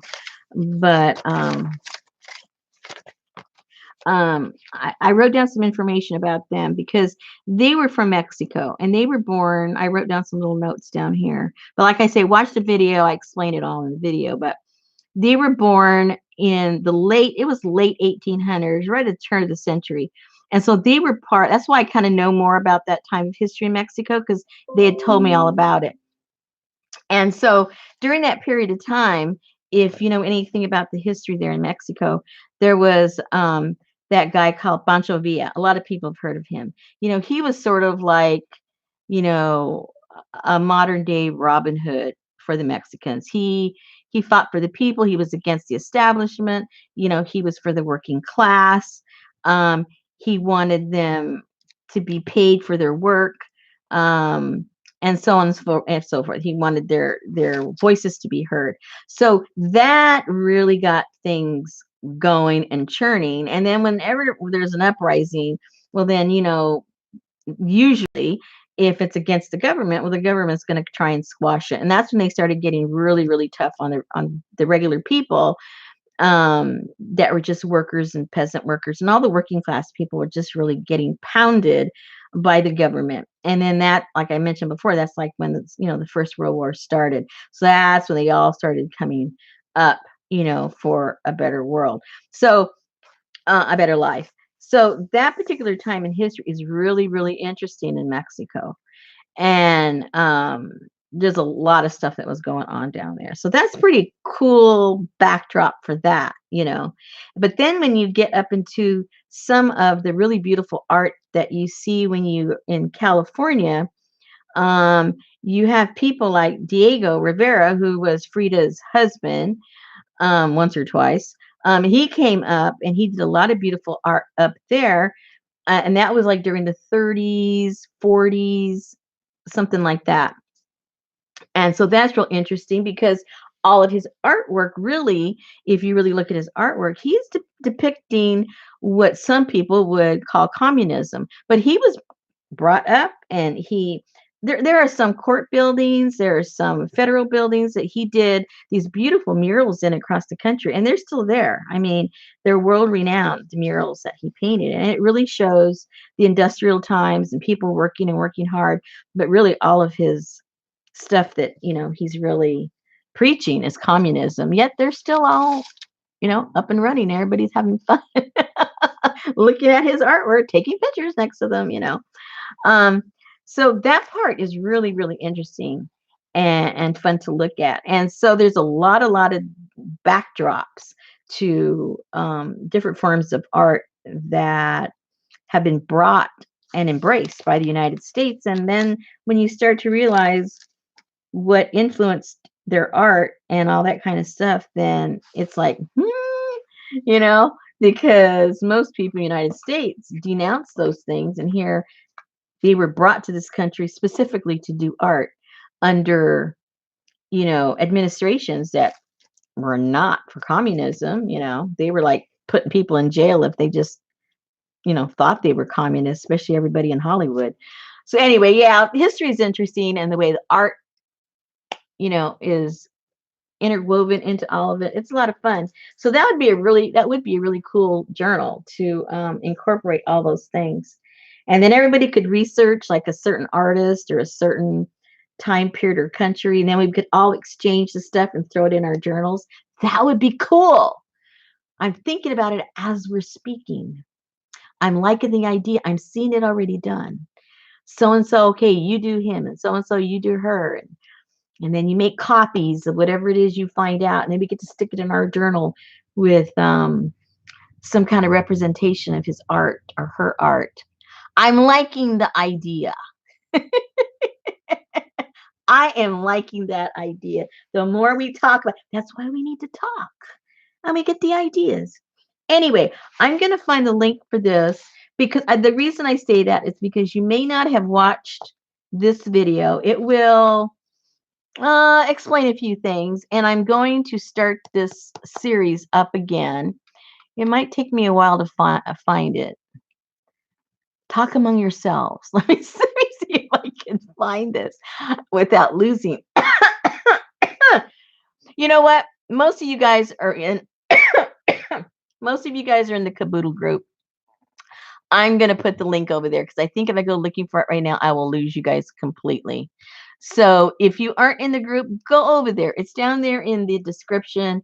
If you're not on Facebook, well, then next time we get together, I'll put a link for this because I think I'll lose all of you guys if I try to do it right now because I'm not a really good button person. Uh-oh, Darla's lurking. Is that one it, Darla? Oh my goodness, Darla. Thank you. That might be it. I don't know.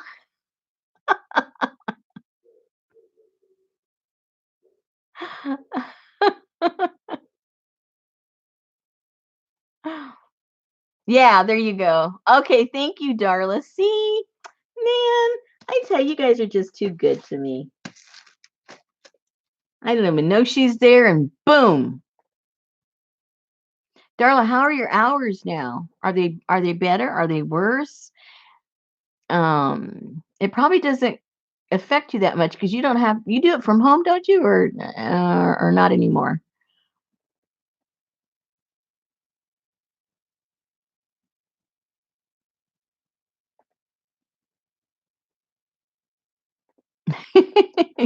Kim, I got so much junk. See, I have a studio. I have a 800 square foot little studio here. And my husband says, we're not going to have to add on to this, are we?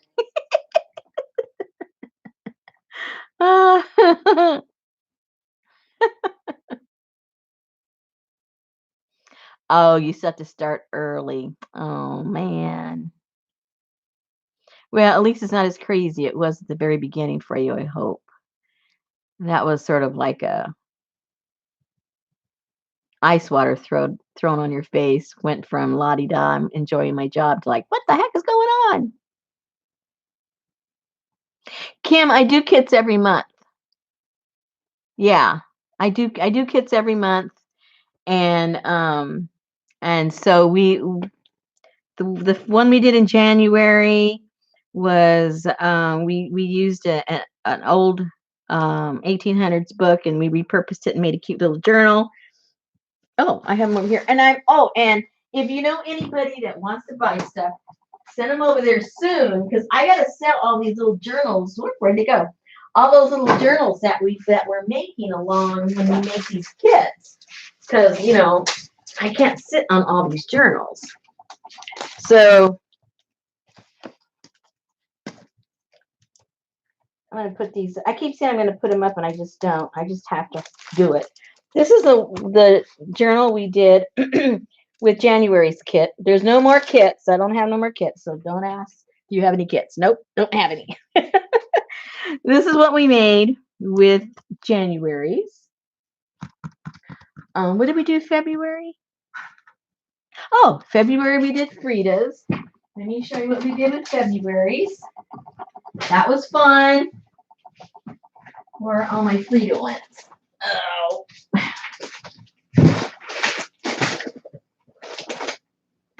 How many did we do? I don't remember what we did. I think I sold. I did sell. Oh, that's right. Those are gone. See how funny? I can't remember. Oh, those are like my favorite journals, and they're all gone. Those little boogers, they took them all. They were really pretty, I must say. My favorite journals. I'm so glad the ladies that got them because I know they'll appreciate them. Anyway, we did this with our kit.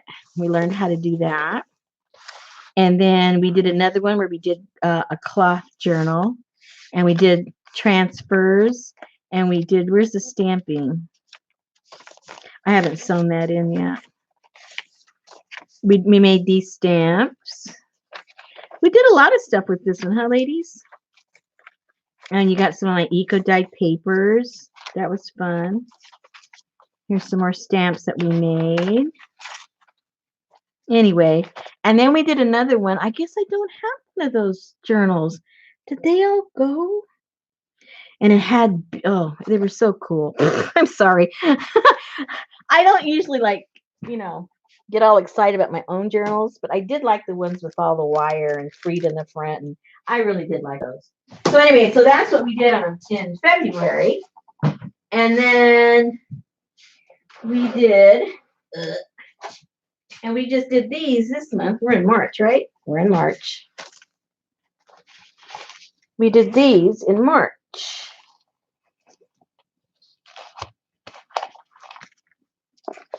We did these with the kits. So the ladies are working on those right now because we just did the tutorial last week.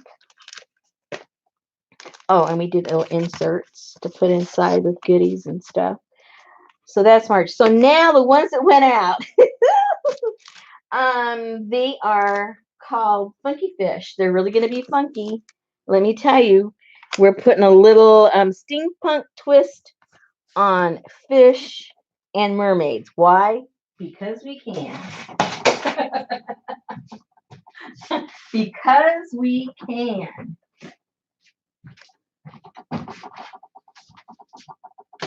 And I haven't made a journal for it yet, so I can't show you a journal.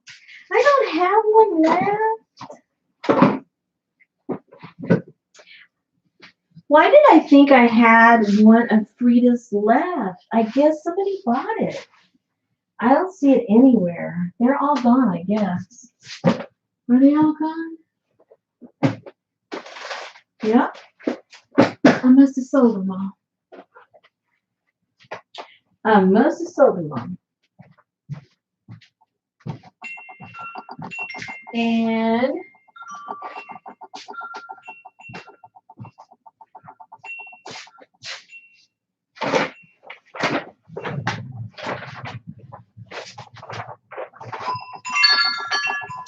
And so this is a collage from some of the stuff that's in the Funky Fish kit.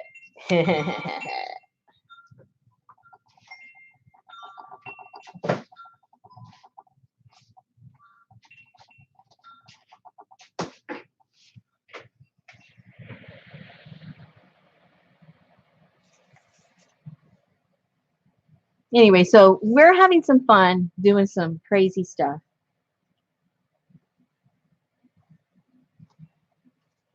And I just finished a new order. Well, I made a couple of them. Whenever somebody special orders something, I usually make one or two more. So I had a special order for one of my African journals. So I made an extra. So I'll be listing this one up in a couple of days, I guess. But I love making these. These are made with cantha quilts and canvas and handmade beads. And then I have all my fabric comes from Africa, so it's about as authentic as you can get. Oh, then I'll make a tassel. That was fun to do. And then I put a lot of my own papers. I like to do eco printing, so I fill it up with some of my more grungy, not so well printed. The ones are what I would call more of a mistake, but my favorites. Not good enough to sell when I just sell my pure printed packages. But it's the best stuff to put in these kind of journals.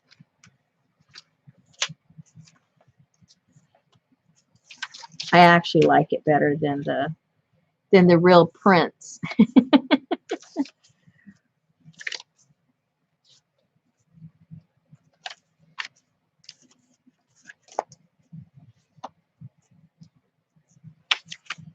These are fun to make. I really, really, really like making journals. And then this just has a little sampling of some handmade papers. A little more handmade paper. I didn't make the handmade paper, but it is handmade paper. That's my next adventure. And this is some mud cloth from Africa.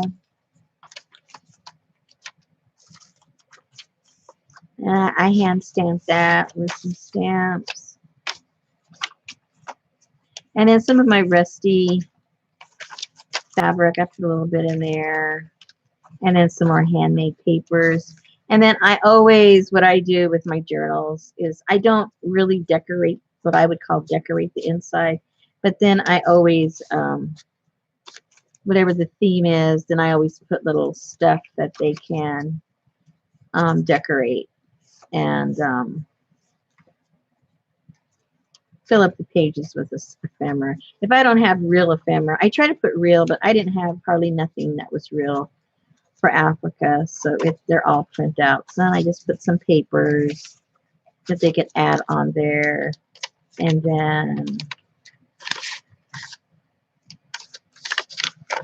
some little printouts of African animals, and just stuff, just stuff to play with in the journal. So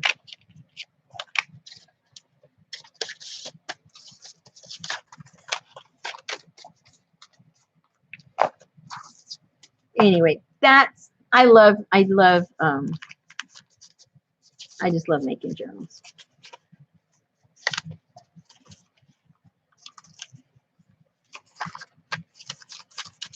And I love having my workshops here, but you know, I'm probably going to have to cancel my workshop if nothing gets better soon.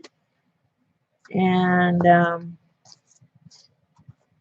you know, oops, that's just the way it is. But anyway, so, okay, so you guys have seen all my loves. I love making journal. I love doing kits. I love yakking. I like making,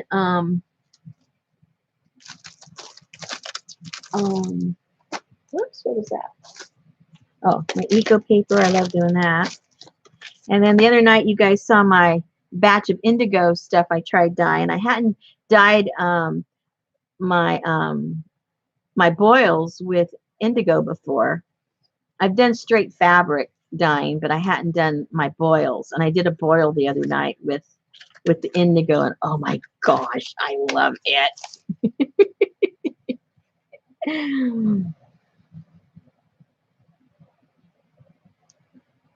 Oh, good, Anne. I'll fill that out. I'm taking some other stuff in tomorrow, so I'll go ahead and fill that tonight.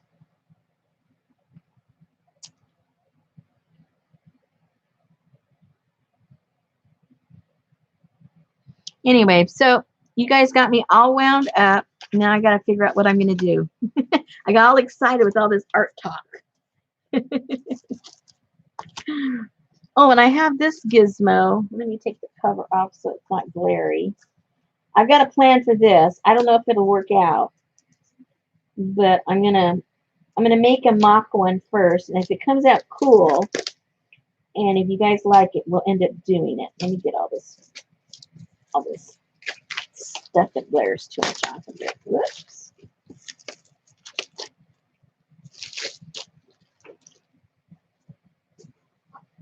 Okay, I have this this board here, and that's crooked. Oh, you can move that. And it's an 8x8 board, and it has this clip on it. Okay. So in my mind, whether it works or not, I do not know. But I want to make for this, you know, for like spring, summer, fall kind of sort of a journal slash press flower slash it's going to be multi-purpose. Let's just put it that way. And so it's going to have a kind of a traditional look to the journal, but it's going to have wood in the front, wood in the back, and maybe one piece of wood in the center. The back part of it is going to be where you'll put your flowers in there and your leaves and stuff like that to press it. And then in the inner part, they'll have like envelopes and pages and things. And this here is for you to like, when you're out and about and you're doing your collecting, or even if it's in your own yard, you can make little notations of what you got, where you put it, what was the date, what was the plant, and then you can get that little piece of paper and you either stick it in your journal or glue it in your journal, or however it is we end up doing it. And that was my vision for this one. Needless to say, this is all I have so far, but I see it done. I know what it's going to look like.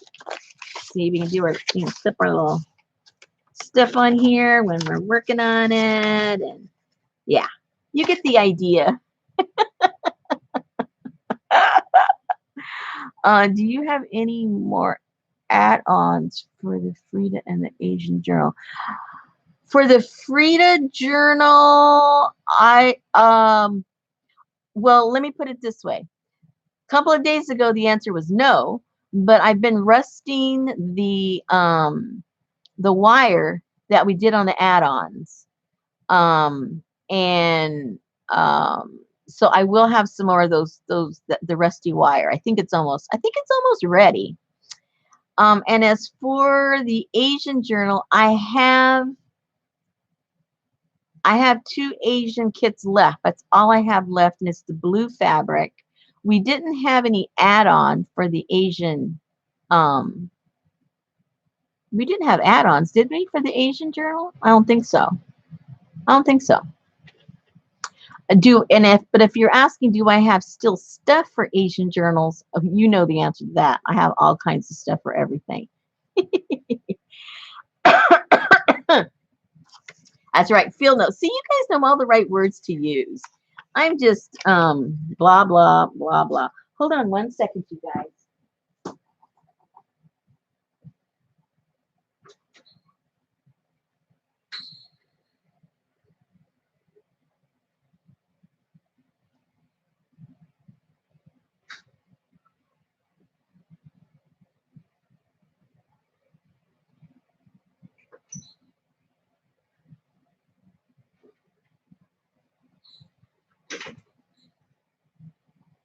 See, no matter what you guys ask for, this has been doing its rest thing for about a week. I think it's ready. So now I got to let it dry. That was like totally silver when I started. And that's what we used on the add-on for the Frida journal. So I have to let this dry now inside for about a day or so, and then it'll be ready because it's been outside for about a week.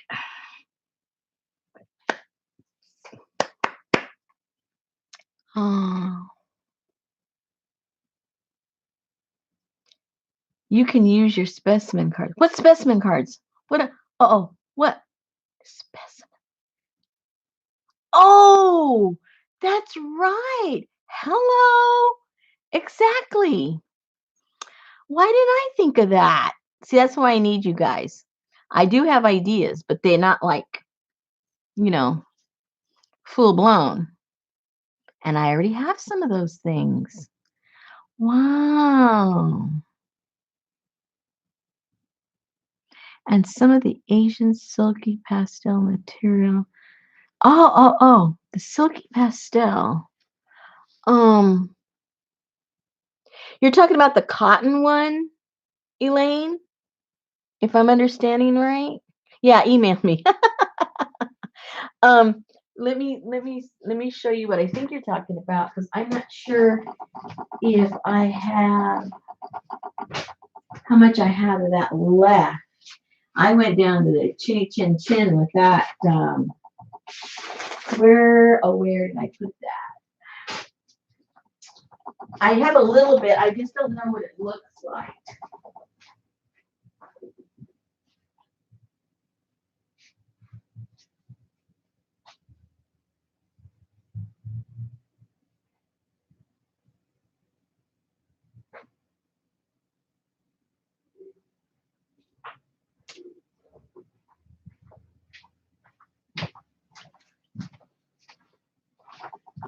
Are you referring to this? Let me get all this mess out of the way. Don't want to get that dirty. Whoops. Get that dirty for sure.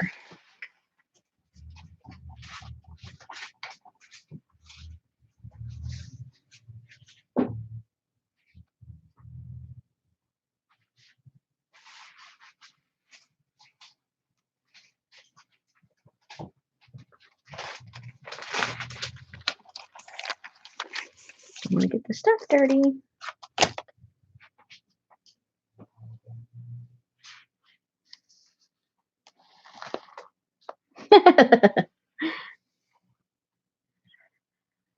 I know, Elizabeth. I don't know what I did before. No, it was the more. Huh? Okay, so it must have been something that was in your pack then, because when it came to the covers, this was the only 2 fabrics, was the blue and the temple one. And any other fabrics that were in there I wouldn't know what it was because everybody got something a little different. Pinkish and flowery. I think I may know what you're talking about. Well, I've got you here. Let me show you what I think it is.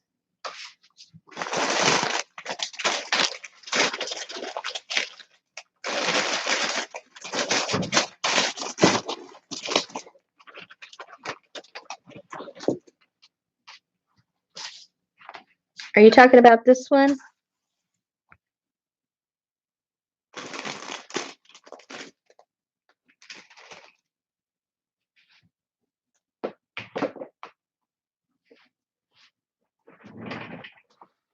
Oh, I showed a big piece on the video.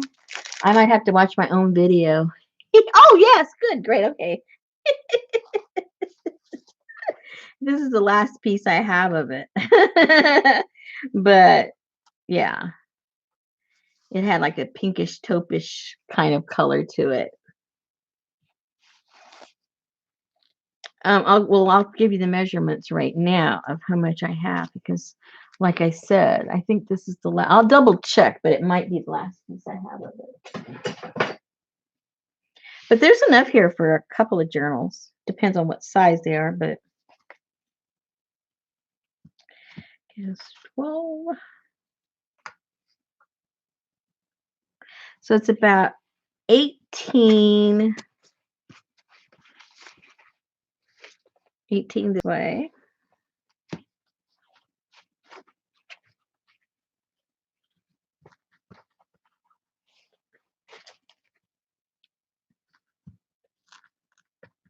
So it's about 18 by 35, something like that. So half of that is more than enough for a journal. A quarter of that is still more than enough for a journal. So there's plenty there to make a journal for sure.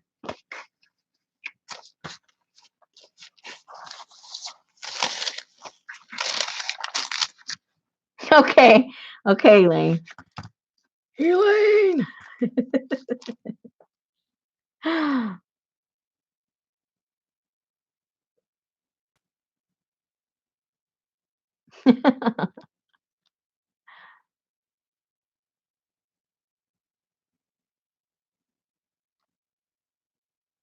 You guys are too funny. Okay, then. I think I've run out of stuff to show you. You're probably ready to move on to something new.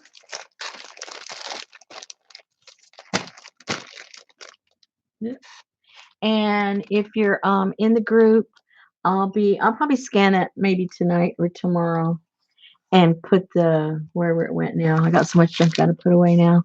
The collage for the funky fish. All right. So if there aren't any more questions, I think that's all I've got for now. I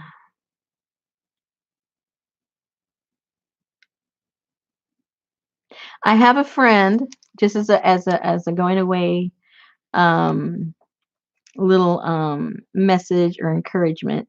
I have a friend who is a psychologist, and she says that during this period of time where people are understandably are stressed out, that if you are part of the community that for whatever reason, can't go out or cannot go back to work or whatever your circumstances are, that it makes your schedule kind of upside down. She says the most important thing you can do is keep a schedule. Even if you're not going to work, or even if your kids aren't going to school, or whatever isn't happening that used to happen, get up at the same time, go to bed at the same time, do work with your children at the same time that they would, or you do work at the same time that you would, or whatever it is you did, or the time you had breakfast, the time you have lunch, that the best thing you can do for your physical and for your mental health is to maintain your schedule. And if part of your schedule was to go out and socialize, then get on the phone and talk to somebody, or like here, get online and socialize with some of your friends doing art. But try to keep a schedule, and it will lessen the stress that you feel. It's not going to take it away, but if you do not keep your schedule, that'll be an additional compounding stress on your mind and on your body that you can eliminate by keeping your schedule. So think about that, see if you can do that, and try and do that, and it'll lessen the load just enough to keep your sanity. Listen to mommy. Oh, good. See, Elaine and I, we think alike. I should have charged you guys. Anyway, I don't take insurance. Okay, you guys have a good time, and I will see you when I see you. You know me, I don't have a schedule of coming on, but you guys always find me either way, so I appreciate it very much. Again, go down to the when it's all over, go down to the description of the video. If you're not part of the Kaboodle group over on Facebook, please go over and share the things that you're making. And you guys are all inspiring each other, so I really appreciate it. And then you can download that freebie collage thing I have down in there. All right. Okay. Thanks again. And I will see you guys when I see you guys. Have fun.